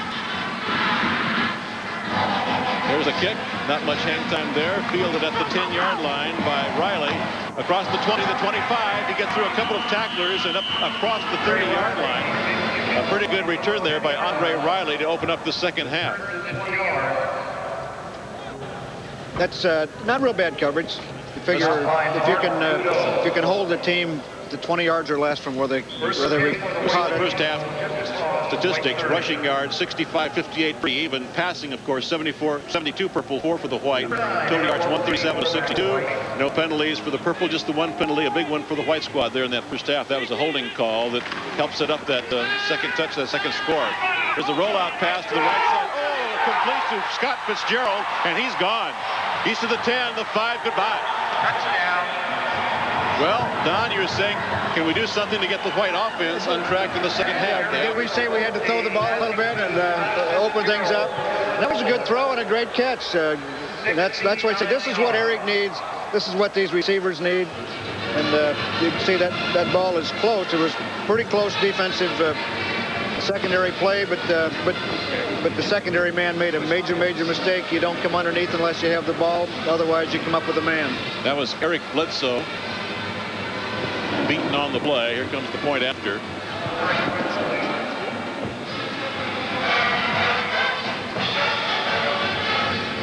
Channing Wiles makes it good. So, boy, we're just getting started here in the second half. And right off the bat, the White is on the scoreboard. We've got a brand new game. It's 13-7, Purple leading the White. We'll be back after these messages. I'd like to open a savings account. Hey, that's great. You know, it's forward-thinking people like you who make this bank what it is. Here, have a free toaster. Does your bank look at you differently when you deposit money than when you ask for money? I'd like to borrow some money. Are you sure you need this money? Well, Have you ever been arrested? Well... Would you submit to a lie detector test? You ever had a tax audit? What? Next time, come to First Interstate Bank. We'll never give you the bum's rush. Come on, buddy. First Interstate Bank. We'll do everything we can to make you a loan. Take it all now from Rude Nissan Volvo. Take up to $1,000 cash back from Nissan. Take 0 down financing. Take more truck for less bucks from Rude. Plus $500 cash back on selected hard bodies. Take reliability and $700 cash back on selected Sentras. Take luxury and $1,000 cash back on all Stanzas and Stanza wagons. Rude's got it all. 0 down financing, cash back, and a huge selection. See it all today at Rude Nissan Volvo in Linwood. Open every night till 10. Parts and service open Saturdays too. Today's University of Washington spring football game is being brought to you by First Interstate Bank. We'll do everything we can to make you a loan. By Coldwell Banker, America's largest full-service real estate company. By Rainier, the only beer to drink around here. And by Washington Natural Gas. With gas costing up to 50% less than electricity, gas makes sense. Gary Johnson with Don James and former quarterback Tim Cowan as we just got started third quarter, and the Whites team boom just like that. Scott Fitzgerald down the sidelines. Chris Jolly is set to kick off here, Don, and he was voted the most improved kicker punter for the spring drill. Yes, he really developed well. He got into the thick of the competition. Initially, it looked like it was going to be Channing Wiles and John McCallum, but Chris got involved in it. A very short kick bouncing at the 17-yard line. Greg Lewis picks it up. Gets out across the 20 to the 25-yard line.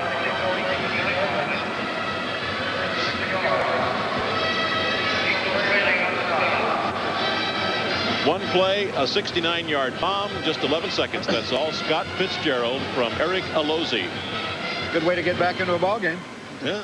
It'll be a little more exciting for the fans now, and give the Whites a little bit more to fight for. You like that pass play, Tim? Super. All right, here we go with Conklin in a quarterback.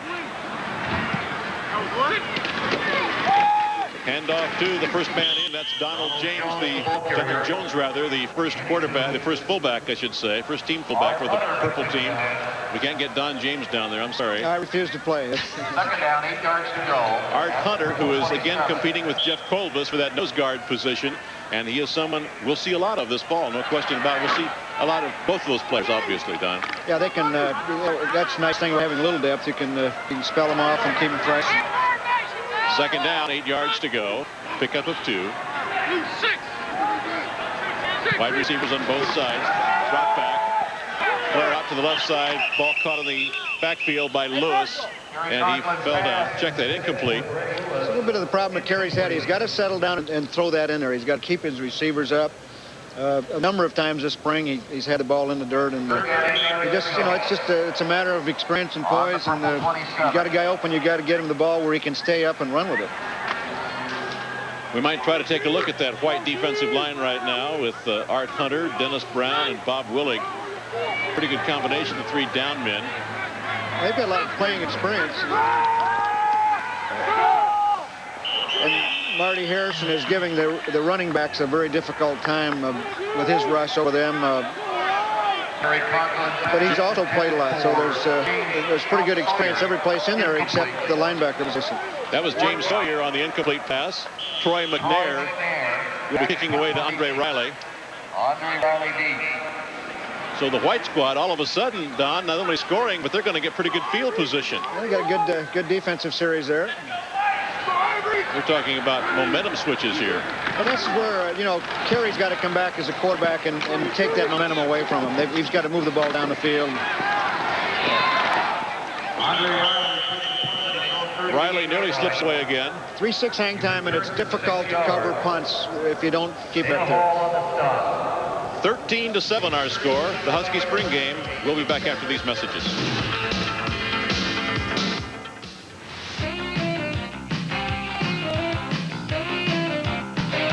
Your heat is on all day long.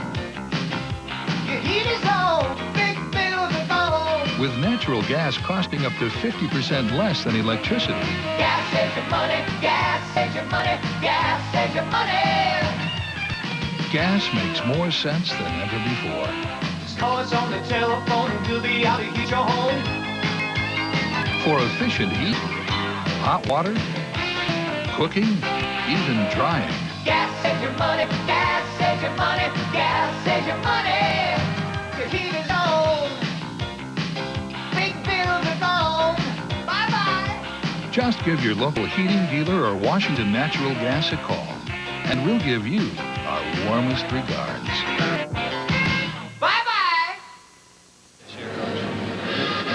Gary Johnson back at Husky Stadium. We'd like to thank Tim Cowan, the old former quarterback, for stopping by here at halftime and talking to us. Gary, thanks for having me. I had a great time. All right. Good luck in your future career. We'll be seeing you around Husky Stadium, the campus, I'm sure, a great deal in the future. Tim Cowan and Chris O'Connor and Fred Akers all getting thanks for coming by at halftime. As we get set to roll, and here comes the white squad one more time. This particular pass didn't look quite as good as the first one, Don. Well, he had a receiver open. Again, it's experience, it's poise. Stay in there. You got a guy open, give him the ball, and he's got the ability to do it. He just needs the experience of staying in and knowing that I can stay in and complete a pass, throw it accurately with pressure, and now we've got an offensive line holding, and that was really what hurt the White first half. They're going to call a clip. He called a clipping penalty in there, and I'm not exactly sure who it was on, but Andre Riley again was the intended receiver. And the ball goes back to the 29-yard line, which now brings up first and 25. Very large penalty, very difficult to make up. Now Alozzi, the quarterback, handing off to the first man through. That is Aaron Jenkins. He got some of it back. Yep. He's done a good job. He's been a workhorse in the middle. Mark Godot making the tackle, one of those inside linebackers we've got to look at very tightly. So you eliminate the penalty now. You got a first down almost in field goal territory. That's where penalties are just so critical. White 39. 2nd and 14. Alozzi all the way on that play and going absolutely nowhere. Jeff Colvis again got into the backfield and was simply waiting for Alozzi to come to him. It's quarterback draw, and they put it in Thursday, but he's got to set it up a little better. He's got to sell it. He didn't sell anybody it was going to be a pass, so he didn't get any linebackers out of there. Third down. Does he need to go back another couple steps? Just get back a little deeper and let the linebackers start their drop. Get the defensive linemen in rush lanes. 3rd down and long. Passing situation here with the receivers going out on each side. Slot back. Wing back actually as Alozzi drops back. Looks long. Downfield fires over the middle. And this one is gone again. That's Lamar Mitchell. And again, coming underneath, Art Malone was going for the interception, Don. He didn't get it. Boy, that is just, you can't be an experienced cornerback in this league and misplay a ball like that. And that's, our DBs have played about 3 of them very poorly now. Then you get another look at it right here. And if you want to be a good player, you can't make that kind of mistake. Lots of time, good protection. That should have been over that back. But I'll tell you, it's great concentration by Lamar Mitchell to be able to, to have the ball flash like that. So. Wiles attempts the extra point. He's good. We've got a brand new ball game now for sure. Put a little heat on Kerry Conklin in the purple too, which is going to be fun to see how he reacts. Our score now is White 14, Purple 13, third quarter. We'll be back after these messages. I'd like to open a savings account. Hey, that's great. It's forward-thinking people like you who make this bank what it is. Here, have a free toaster. Does your bank look at you differently when you deposit money than when you ask for money? I'd like to borrow some money. Are you sure you need this money? Well, Have you ever been arrested? Well, would you submit to a lie detector test? You ever had a tax audit? What?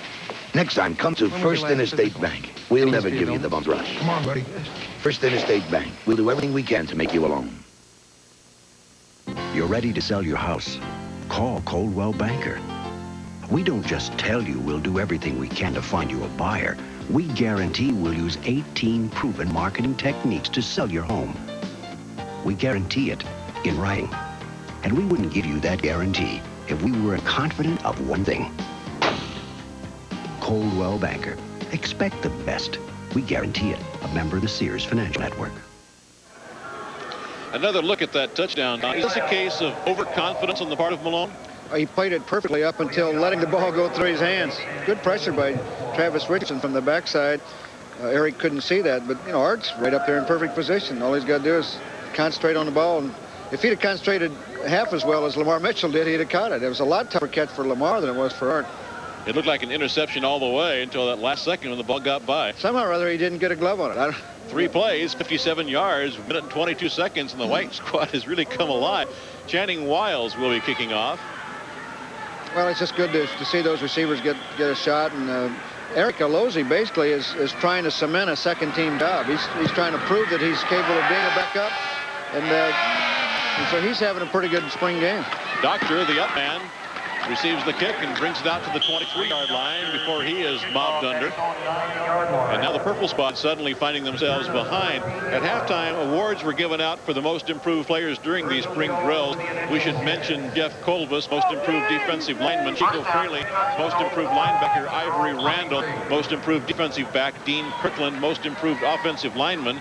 Tony Covington, most improved offensive back. He didn't have far to go anyway. James Sawyer, most improved receiver. And Chris Jolly, we mentioned earlier, is the most improved kicker. Conklin handing off to Lewis. And maybe a couple of yards, and that's about it. In at 2. Not much running room there. It's pretty well played by the defensive front by the White team. Art Hunter in there. Second down, 8 yards to go. We've talked about Kovos just a moment ago. Number 94. 35. The middle guard right now, nose guard for the White squad. He's right up there over center.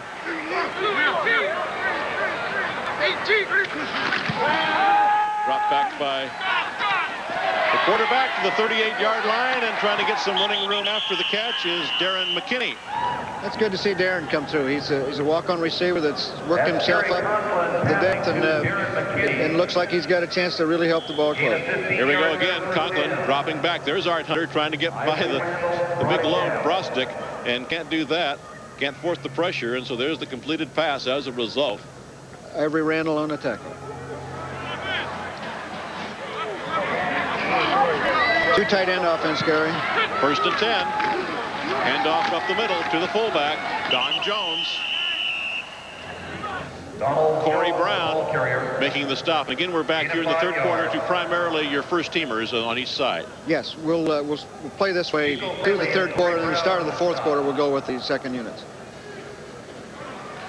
Clock is running with 10 minutes and 45 seconds remaining in the quarter. 14-13, the White exploding for 2 bombs here in the third quarter to take the lead and really bring some life into the game. 30. Conklin Bart's the starting set. Looking for, boy, he had a hard time finding anybody in that play as Greg Lewis catches it out on the flat.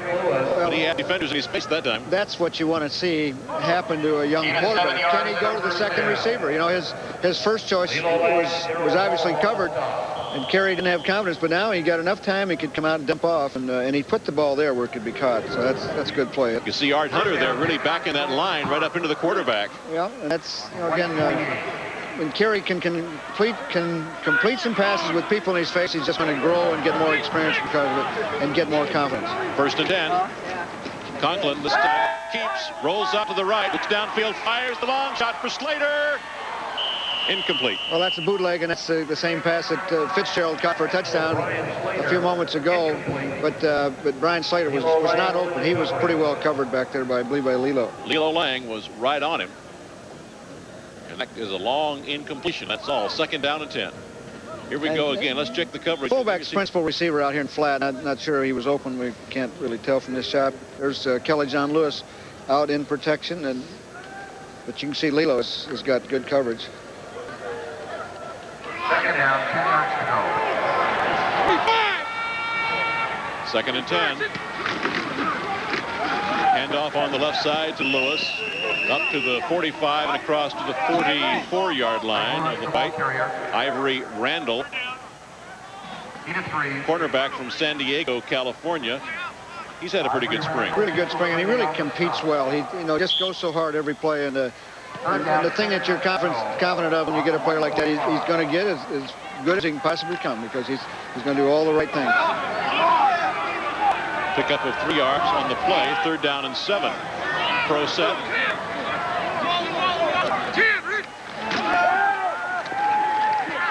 Conklin spun around. Now he has to run with the ball and gets down inside the 40. I believe he has first down. Dennis Brown was upfield on him, and it was in the backfield right away, but Carey spun off, and I believe he's got it.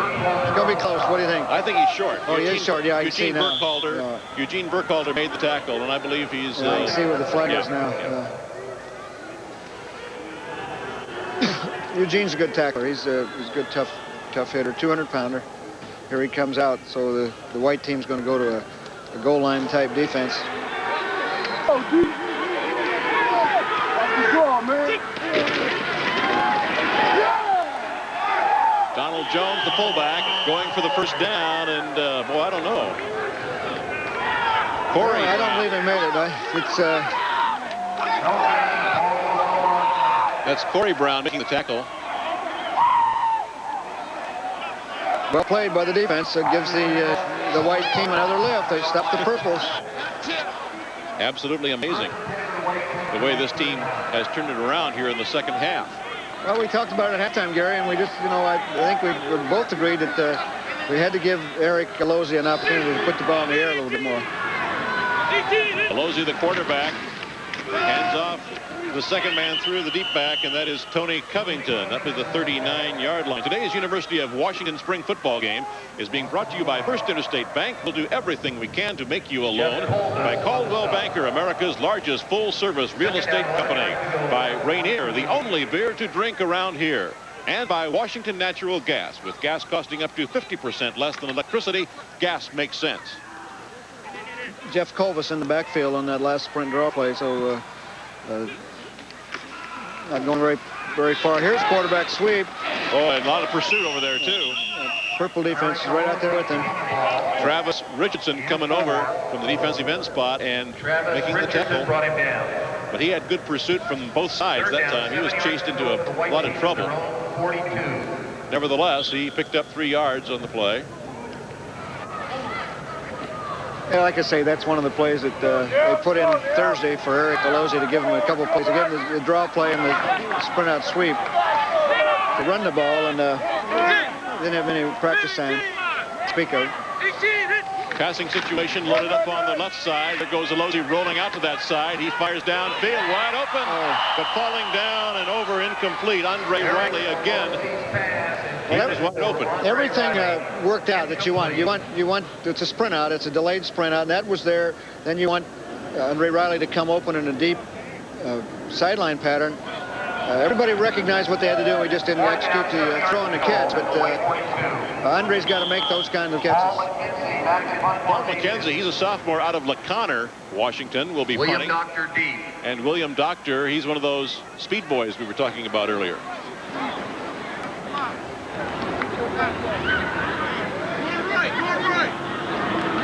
We'll talk about speed and size in a minute here right now. Let's check this kick.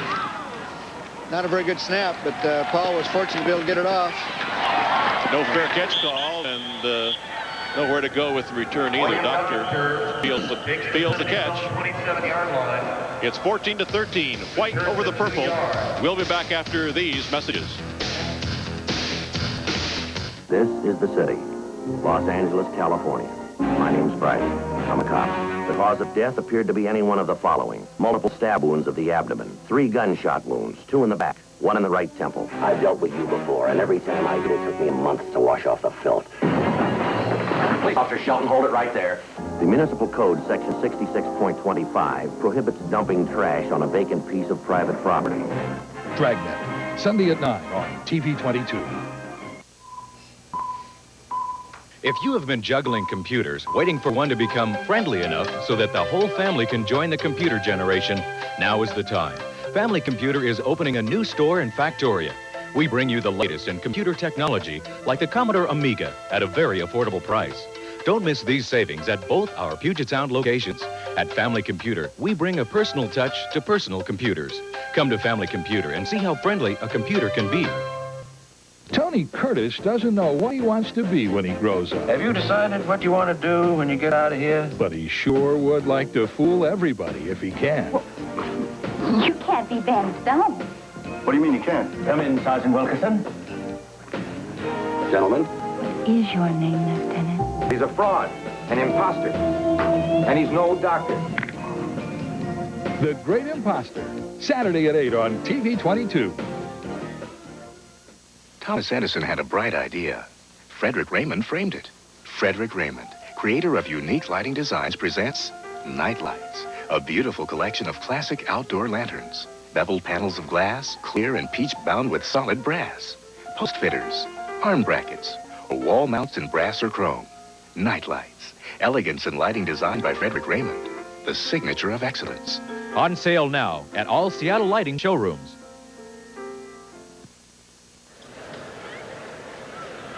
Gary Johnson with Don James back with you live here in the third quarter. It's 14-13, the White taking the lead, and there's a look at the punting situation. McNair 3 for a 31.3 average. Lordahl 1 for 45. He got a great roll on that one, though. That's very misleading. Here comes the fake in the middle, and there comes the pressure, and there is Art Hunter. And that, again, I don't know how good you are back there. You don't have much of a chance if you can't give him any protection. Remember who Art Hunter is working against, too. I've been very impressed with him this game. Well, there's enough experience in that interior line 20 yards to go. that Art Hunter shouldn't be coming through quite that free. He's just pushing back right now. 6.5 minutes to go in the third quarter. And we have all kinds of flags before the play gets developed as the officials step in with a second down and 20 situation, and now it's going to get worse before it gets better, I guess. False start on the offense. Purple team is having a tough second half. They've had it defensively, they're having it offensively. There it is, right there. It looks like it was a problem between the quarterback and the center, if anything. A little bit of movement in there. Yeah, just 25 yards to go.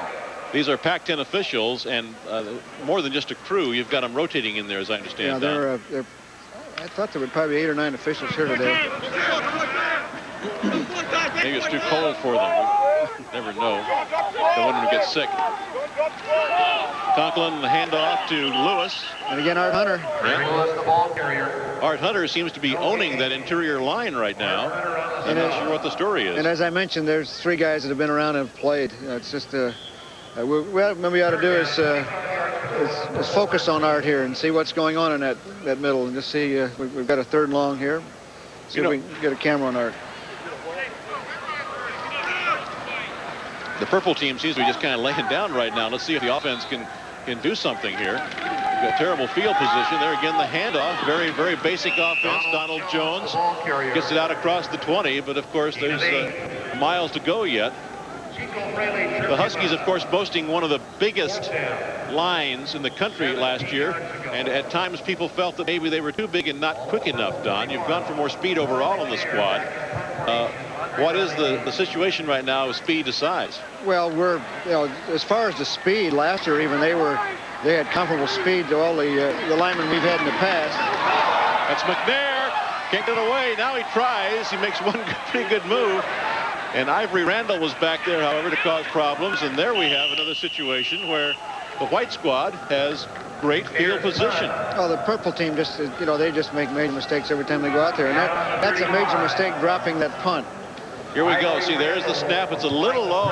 But there's no excuse not to handle that. I mean, you just can't play at this level or any level if you can't catch a punt snap. Well, that's why our kicking game has got so far to go. It's amazing that he even got it off, frankly. I'd like to say it's his own basic fault, for not handling the snap. That's a little bit of concentration. Alozi this time fakes the handoff, rolls out. Here comes the option out wide right. Tony Covington carries it inside for 2 or 3 yards. Mark Poole coming over to make the stop. Gain of 3. This is the option play, and again, this is probably Eric Alozi's long suit as a quarterback, is his ability to run the football. This is excellent experience for him. All spring long, as a second-team player, Gary, in all of our scrimmages, he ends up scrimmaging against number 1. And so it's kind of difficult when you have the second team against the first team a lot. Hard for you to really show a lot of what you can do. Aaron Jenkins on the carry for short yardage. Mark Goudeau makes the stop. What would happen this fall, Don, if you got into a situation where suddenly Alozi had to come in and take over for 2 or 3 games due to an injury or whatever? Would you switch to more of an option-type team? Oh, you would go through your offense and find that offense that he can handle. The formation, you might have to limit some formations. Some of the motion or shifting. You kind of try to figure out what he can handle, and if he can lead with the run, then you'd probably lead with the run. Right now he's handling very well on 3rd and 3. Play going to the outside to Covington. And let's see, Tony is going to be short of that first down by a yard and a half. William Doctor. Well, what are you going to do here, Gary? You're going to go for it, keep the drive alive, or are you going to try and get 3? I'm just going to try to stay warm. We're going to call timeout and talk about it.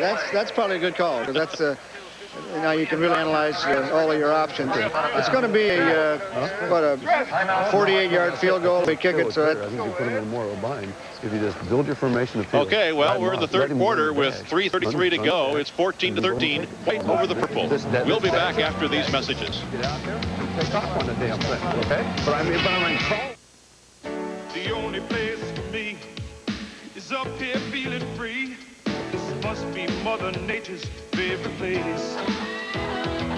The things that I love best are in the big Northwest. Even cities have a friendly face. Some men work the steeds, some men work the trees, some folks build the ships that sail the skies. When the job is done, all the parties just begun. The one thing we don't do is compromise. The only beer to drink round here is Rainier. The only beer to drink round here is Rainier. The only beer to drink round here.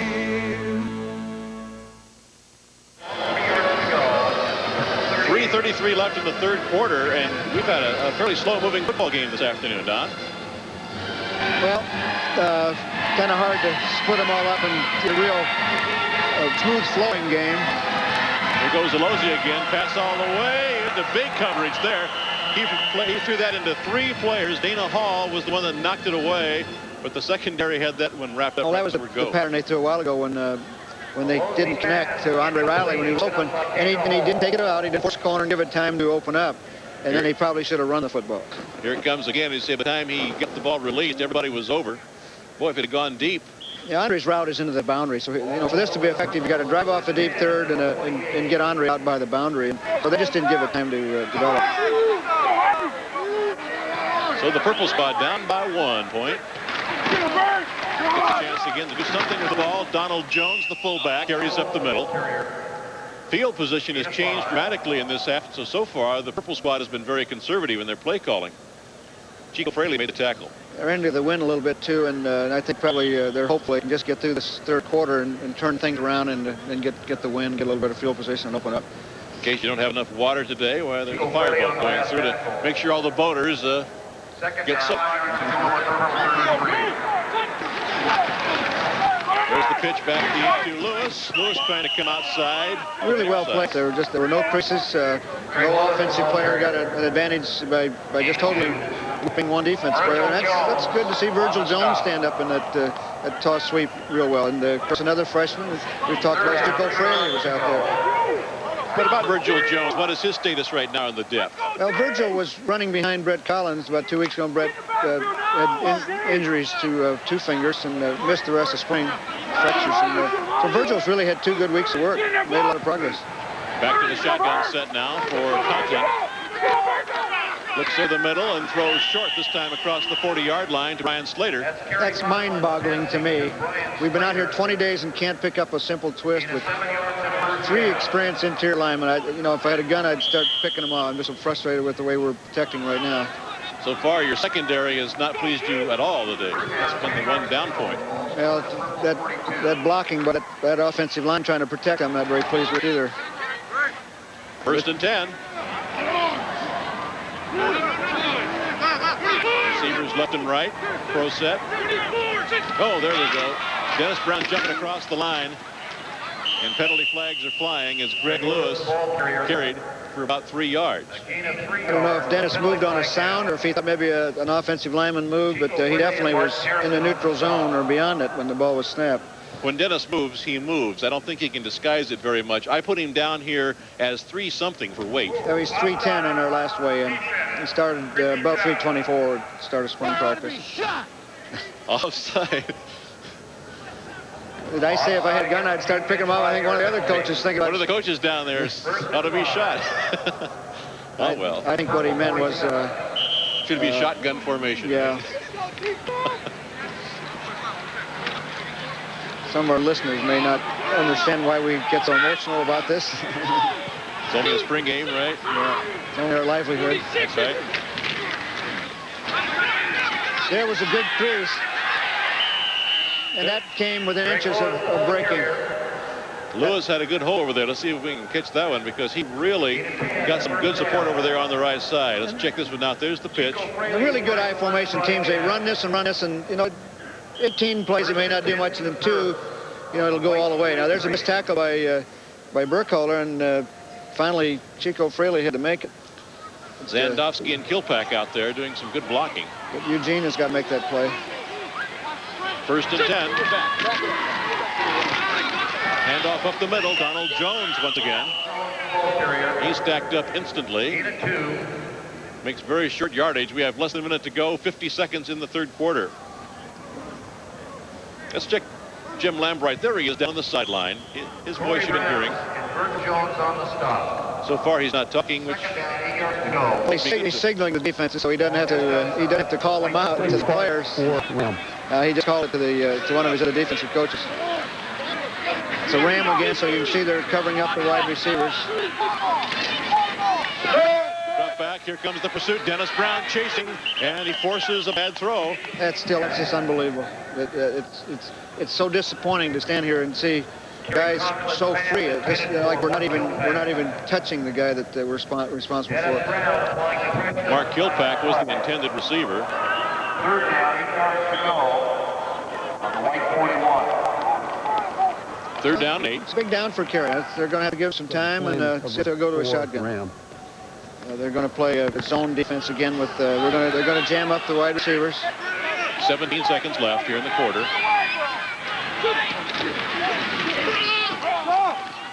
And the handoff this time as they carry out the fake of the pass. Greg Lewis takes the ball inside the 40. And that was an unusual call. They just, Gary thought he could probably pick up the 1st down with the draw play, the way they're having trouble protecting, and really it's a down most generally you'd be throwing. That's the end of the 3rd quarter.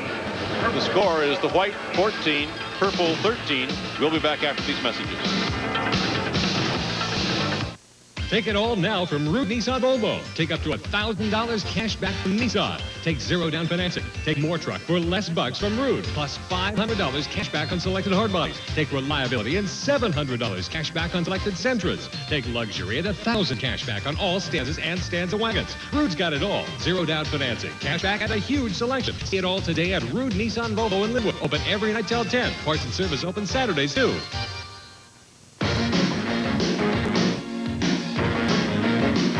This year, the Mariners have something to prove.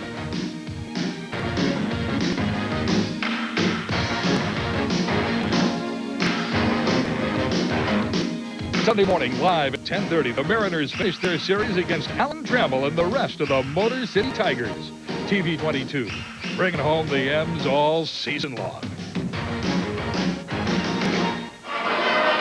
This is Gary Johnson with football coach Don James. It is the spring game, and the White Squad coming up with 2 bombs here in the third quarter, taking the lead 14-13 over the Purple Squad as we open up the fourth quarter. Andre Riley is back deep at the 11-yard line to receive the punt from Troy McNair. And again, the kicking competition has been a very focal point this afternoon. And again, a good rush up the middle, but the kick is away and well out of the end zone for the touchback out to the 20-yard line. So Troy McNair gets the ball into the end zone, and it'll be 80-yard march coming up now for the White Squad. Well, the purple team has pretty good field position now. If they can play any defense, you know, they could get the ball back with decent field position and see if Gary's going to open up. He really closed down the offense in the third quarter, primarily because of the protection. Number 37, Eric King, quarterback. So the purple defense right now, their job is to stop the White without a first down, and then they will get that good field position. 3 and outs, the battle cry. 3 and outs. We have in there now. We're starting the fourth quarter. Yeah, we've got second units. We've got Eric Canton, the quarterback, rolling out to the left side and picking up some good yardage. Tyrone Sheffy, senior from Renton, makes the tackle. Tyrone Sheffy on the stop. Second down, 4 yards to go. So we'll see a couple series now with the second units getting a playing opportunity. See again J.D. Hill at the wide receiver. Hill is on the near side, and there's the handoff by Canton to Aaron Jenkins. And Jenkins, again, refusing to go down and showing some of that power running, as finally Bill Stamps pulls him down. No, he's not running against SC's defense ever either. I can assure you that. Here it goes. Again, look at those legs. Ricky Andrews is in there. See if Ricky had a chance to make the play. I don't believe so. No, Bill Stamps finally just kind of held on and got down the lower leg and forced him off balance. First and 10 for the White. And then keeps option left and comes across the 40 out to the 41-yard line. And that is Ricky Andrews. And again, I guess maybe we could talk about the Hawaii connection right there with Ricky Andrews, because that's been successful for you. You've had some good talent. Yes, we've got with Ricky Andrews, of course, is one of our captains, a linebacker, and Vern Brostek and Chapeli Malamala. Of course, we had the Lutus and Tifonos and quite a few good players. Second down. Handoff. Aaron Jenkins again, straight up the middle. Harold Hasselback.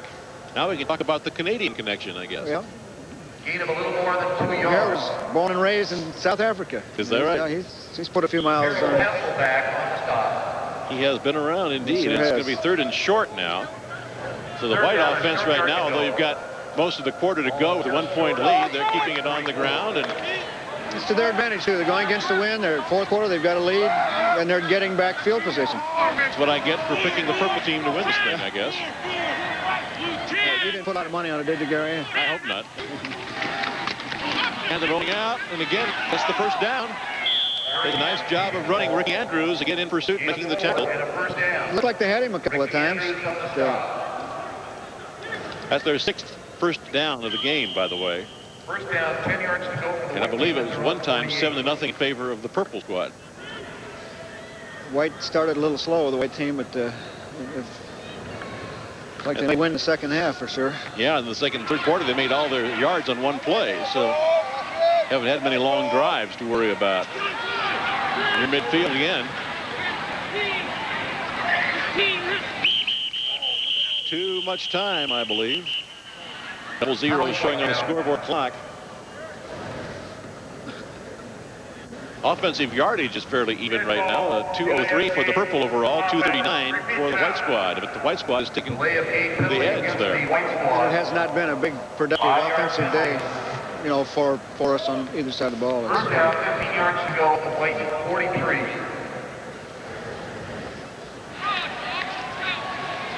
It's 14-13. White's favor.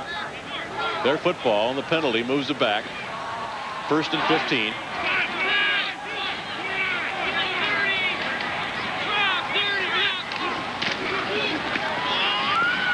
Again, the quarterback draw up across the 45, and he picks up maybe 2 of those yards. Andrews and Poe making the stop. Counting the shotgun down, how many offensive sets do you really have right now? Well, we took out shifting and motion, and we're running a pro set, what we call a twin set with both wideouts to the same side. Watch Ricky, there he goes, and just squares him up and puts him down. And it's getting some help with Terrence Poe, freshman from Banning High School in Los Angeles. 2nd and 12.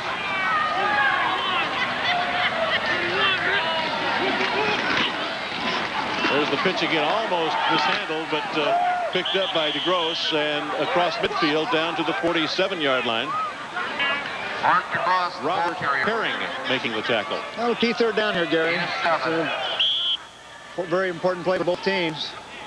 Well, so far the white squad has done very well. Looks like Jim Lambright now is running plays in from his receivers.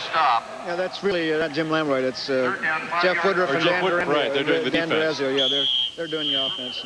I'm used to Jim Lambright in defense. I'm sorry, too many years. I can't break my thought there. Well, you know, over on the purple side, of course, Gary Pinkel is calling the offense, and it's 14-13. White on top. We'll be back after these messages.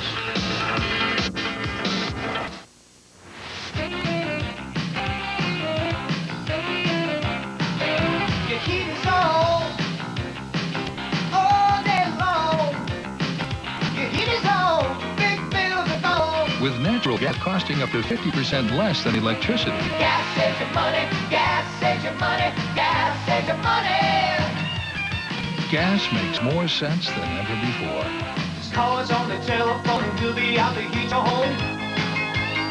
For efficient heat, hot water, cooking, even drying. Gas saves your money, gas saves your money, gas saves your money. Your heat is on. Big bill is on. Bye-bye. Just give your local heating dealer or Washington Natural Gas a call, and we'll give you our warmest regards. Bye-bye. Gary Johnson with Don James, the Husky spring game from Husky Stadium, an overcast day that has turned into rather dark and dreary, with the boaters out on Lake Washington don't seem to care. The white team has taken control in the second half. They now have a total of 119 yards rushing, 60 of those yards by the quarterbacks. Eric Kenton right now is the signal caller.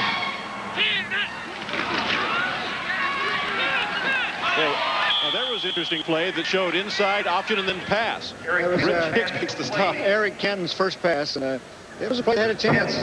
See, it's an option. Now look at this. See, there's the belly series. Then he rolls out like he's going to pitch for a second, then boom, he throws the pass. He can either run the option or throw the ball. And he had receiver open, but the defender was able to get his hand on it. Wayne Weaver was the intended receiver. Eric Kenton now will stay in and punt. Ooh, a high snap. And he gets it away very low. Driving kick. Bounces the 19. Doctor chases it back inside the 15 to the 10. And cannot go. He tried to get outside and simply could not go. Great pursuit. J.D. Hill used his feet to get downfield. 14-13, favor of the Whites. We'll be back after these messages. I'd like to open a savings account. Hey, that's great. You know, it's forward-thinking people like you who make this bank what it is. Here, have a free toaster. Does your bank look at you differently when you deposit money than when you ask for money? I'd like to borrow some money. Are you sure you need this money? Well, Have you ever been arrested? Well, would you submit to a lie detector test? You ever had a tax audit? What? Next time, come to First Interstate Bank. We'll never give you the bums rush. Come on, buddy. First Interstate Bank. We'll do everything we can to make you a loan. At the University of Washington, students can study the mysteries of ancient Sanskrit texts, watch quantum leaps, look into the far reaches of the universe, and explore the microbial world of marine organisms. With more federally sponsored research awards than any other public university in the nation, the faculty of the 15 schools and colleges involve students in an exciting educational experience. The University of Washington, exploring new frontiers in the classroom. Today's University of Washington spring football game is being brought to you by First Interstate Bank. We'll do everything we can to make you a loan. By Coldwell Banker, America's largest full-service real estate company. By Rainier, the only beer to drink around here. And by Washington Natural Gas. With gas costing up to 50% less than electricity, gas makes sense. Well, let's talk about overall situations right now with a little over 8 minutes to go in the game. After this play, let's talk about your observations in a general way so far. Kerry Conklin, the quarterback, giving inside to Michael Darden as we're back to the number 2s now for the Purple Squad. We know that you've not been real pleased with defensive secondary play. We misplayed 2 or 3 balls, and we plays where we had pretty good position. I've not been very pleased with the pass protection, and not necessarily from the younger players, but from the experienced players. That's what's disappointing when you have players that have been in the program and should understand how to block some basic. We don't have an exotic blitz scheme in here. And one of the problems is now we're going to run the clock is that Gary Pinkel, if he wants to win the game, he's going to open it up. Even though he's got second team in there, he's going to have to trust the players he's got in throw, or he's not going to have a chance to win. Darden picked up 6 yards, and then Parson on second down goes nowhere. It's 3rd down and 4. Rita Carlos that time made the stop. The clock, we're keeping it running, as you can see right now. 7:18 to go. Conklin handing off again, this time to Parson, the tailback, going outside to the left. Here come a whole bunch of number 1s for the White as we move into the punting situation. Andre Riley stepping back to around midfield. So it looks real grim right now for the Purple Squad. They're going to give up a lot of field possession right here. Troy McNair back to kick from around his 7-yard line. Well, the thing that's going to make it difficult for them is the fact that we're running a continuous clock. I think there'd be plenty of time if it were not for that fact.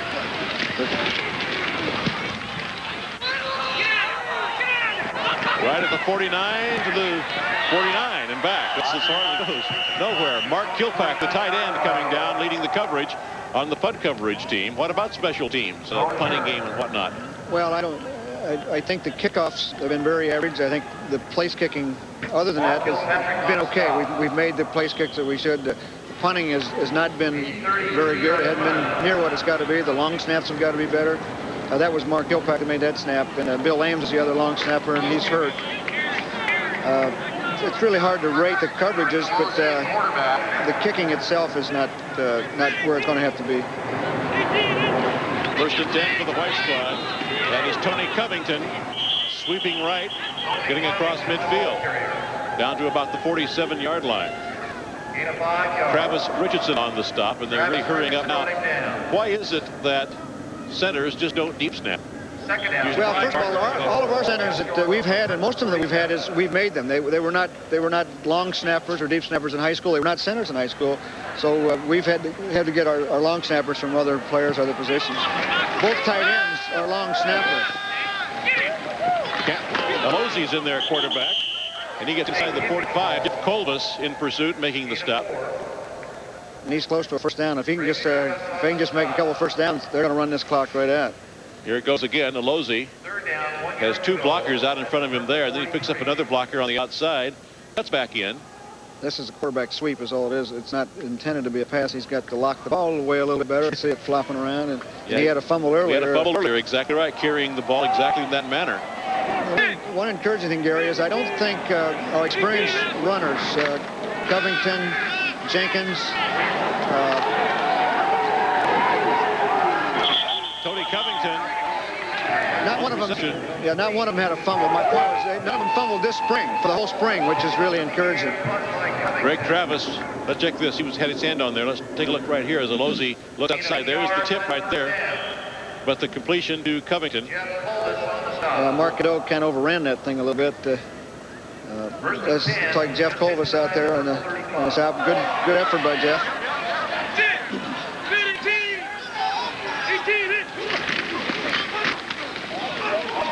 Inside handoff, Jenkins, the fullback. Again, he's been the workhorse this afternoon. Colvis, Richardson in on the stop. And again, the clock is running with 3:44 to go. And the White Squad with the 1-point lead, and they have the football just driving it down. We should point out we don't know the exact nature of Bill Ames' injury, the tight end. I got a report. It's a ligament damage, and he'll probably have surgery. It's not a good report. And then you can see on the replay screen that it would have been a miracle to have him get out of that situation the way it was hyperextended. Of course, you don't know exactly what kind of surgery at this point. No, and you know, some take time, more time than others to get back. It's hard to really tell at this stage. Alozie making a good cut now, showing that scrambling ability. He thinks on his feet. Picks up yardage. Greg Travis making the stop inside the 25-yard line. Got to replay this. This is an option play. There's Covington in the middle. Jeff Colbus way upfield. Shouldn't have been up there if the offensive line were doing their job. But now you can see that Eric has some ability to run the football. At the 24, 1st and 10 for the White. 2:35 remaining in the ball game. Alozie, pitchback. Covington. Looking for some blocking on left side of the line, and everybody swarms in there down around the 20-yard line, but he picks up close to 4 yards more. It's a matter now of trying to run the clock and not making a mistake. I want to turn the ball over here. May not see much in the way of passing. Mark DeGrosse coming into the backfield. You shouldn't see any. From the white team, I'd kind of like to see the purple team get another shot of it. Give Conklin an opportunity or a 2-minute in a hurry up, right? But Eric's just going to play the clock now. He's just watching the clock. In fact, I don't know why the 25-second clock is not on. It's not working for some reason. There it goes. Hand off in the middle again. Covington. Travis again makes the stop. Gain of 4. Covington having the ability to play fullback and tailback. This gives you a little bit more depth. Gives Aaron Jenkins a chance to rest here. There you see the clock at a minute 22. As Jenkins has been the only fullback in depth for this spring game for the White squad, and now he gets a little help. So DeGrosse is in at tailback, Covington at fullback.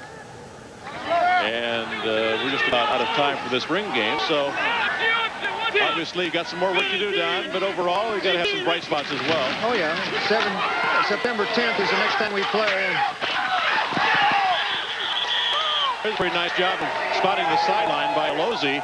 Used his feet to keep going and stay in bounds. And he got a first down. I was going to be critical of him for running out of bounds, but he did a great job of trying to stay in. There's the fake pitch. He comes back to the naked side. There's Travis again chasing. His job was to get him down and get him back inside. Pretty good job by Eric tiptoeing. Nice little dance there. Nice dance. All right. Clock is still running now. We got a little confusion because the clock is still going and they're holding play. So that may bring us to an unceremonious end here. Now the clock is stopped with 16 seconds to go. From the 7-yard line, let's see if the white team can put one more score in.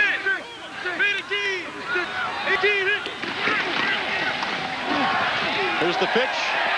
Covington can't go. He is racked up. Travis Richardson leading the charge on the far side to close out this football game. And there you have it as the teams converge out in the middle of the field. This is kind of a lot of fun for the players because they've been working all spring. They get to play a game, kind of a less pressure type situation, but they're still pressurized fighting for jobs. And it's over. It's a tough. Spring's tough. Okay, well, there's the score, 14-13. The Whites the winners. We'll be back after these messages. When we asked our Volkswagen engineers to design the lowest priced wagon in America and add it to the 2 4-door Fox lineup, they said, no problem. And when we told them it had to have all the characteristics of a wagon and the spirit of a Volkswagen, they replied, no problem. But to build the Volkswagen fast enough to keep up with the demand at this price, no problem. See the great selection of Fox wagons at your Puget Sound Volkswagen dealer today. Stop and check our prices at Carpet World. For 2 generations, Carpet World has been servicing our community with quality carpets from the nation's finest mills. Carpet World is now featuring stylish carpets from Cabin Crafts with the all-new stain-protected nylon fibers. Our huge inventory allows you to choose from a wide variety of quality carpeting, ready for immediate installation in your home. Remember, before you buy, stop in and check our prices at Carpet World. I gotta eat. There's something over there. Can't get anywhere. Just down the road away. Anytime, any day. What's happening next is where best meets west. You gotta cross it, jump it, bust it, bump it. Gotta cross it, jump it, bust it, bump it. Taco Bell to start. Make a run for the border. Hey, how do you like my dog Spot? Let me show you something. I've got 10 brand spanking new Yugos, front-wheel drive Yugos. You can take your pick for $39.95, $69 a month. There's 10 of them. When they're gone, they're gone. 10 brand new ones now. $39.95, just $69 a month. And I got a bunch of little Suzukis, little four-wheel drive Suzukis. We got them on sale, $59.95, $89 a month. Hey, come and see us and bring the family. It's Worthington Ford in Federal Way, open till midnight every day. Gary Johnson, the Don James, as they say, you had to be there. Sometimes statistics don't tell the stories. They do kind of lie once in a while. Kerry Conklin passing 9 of 19 for 100 yards and 1 touchdown. Alozi passing 4 of 8 for 139 yards, and almost all of that on 2 plays, each resulting in big scores. Through 2 strikes, and both were pretty well played by the defense up until point of contact, and both defenders did a poor job on the ball. Alozi also 11 rushes for a total of 52 yards for the white team, and Greg Lewis finishing with 17 carries, 54 yards, leading the white team. And on the white side of the field, Aaron Jenkins with 10 carries. Seemed like he carried twice that many, 40 yards. And of course Covington, 12 carries for 31 yards. Let's take a look at one of those long touchdowns here in that third quarter as the white team came out really fired up to start the second half. There is Eric Alozi, and he is... This is a regular dropback, you know, no question about it, just going deep, going for all of it, and he's got pretty good coverage by Art Malone, and Art somehow or other lets the ball slip through his hands, and Lamar Mitchell had great concentration. That's one of the toughest catches there is. If somebody flashes in front of the ball and takes excellent concentration to make it. 58 yards there. The other one was over 60, so the white team really turned it around in the second half, and we were talking at the end of the first half about how they just didn't seem to have anything going, and the purple squad seemed to just disintegrate there in the third quarter, seemed to lose all enthusiasm and momentum. We'll wrap this one up in just a moment. Again, the white win it by a score of 14-13.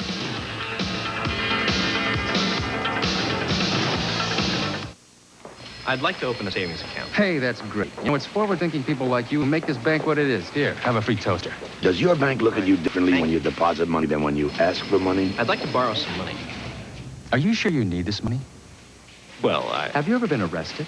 Well... Would you submit to a lie detector test? You ever had a tax audit? What? Next time, come to First Interstate Bank. We'll never give you the bum's rush. Come on, buddy.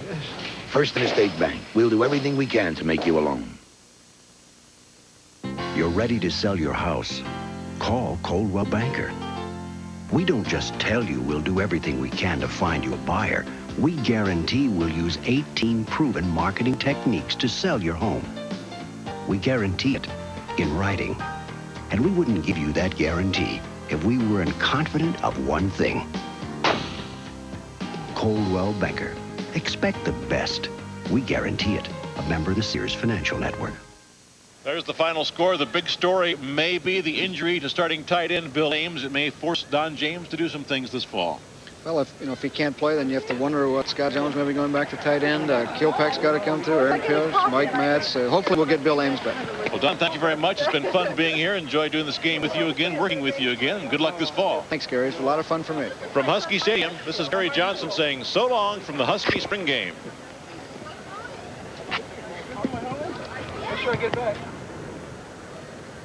Today's game has been brought to you by First Interstate Bank.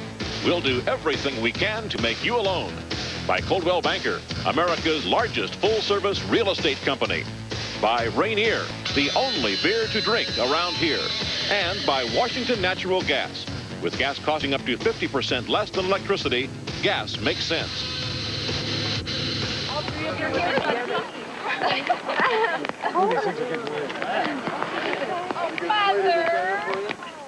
When the dust clears in Dodge City, Marshall Dillon is the one man left standing. Guns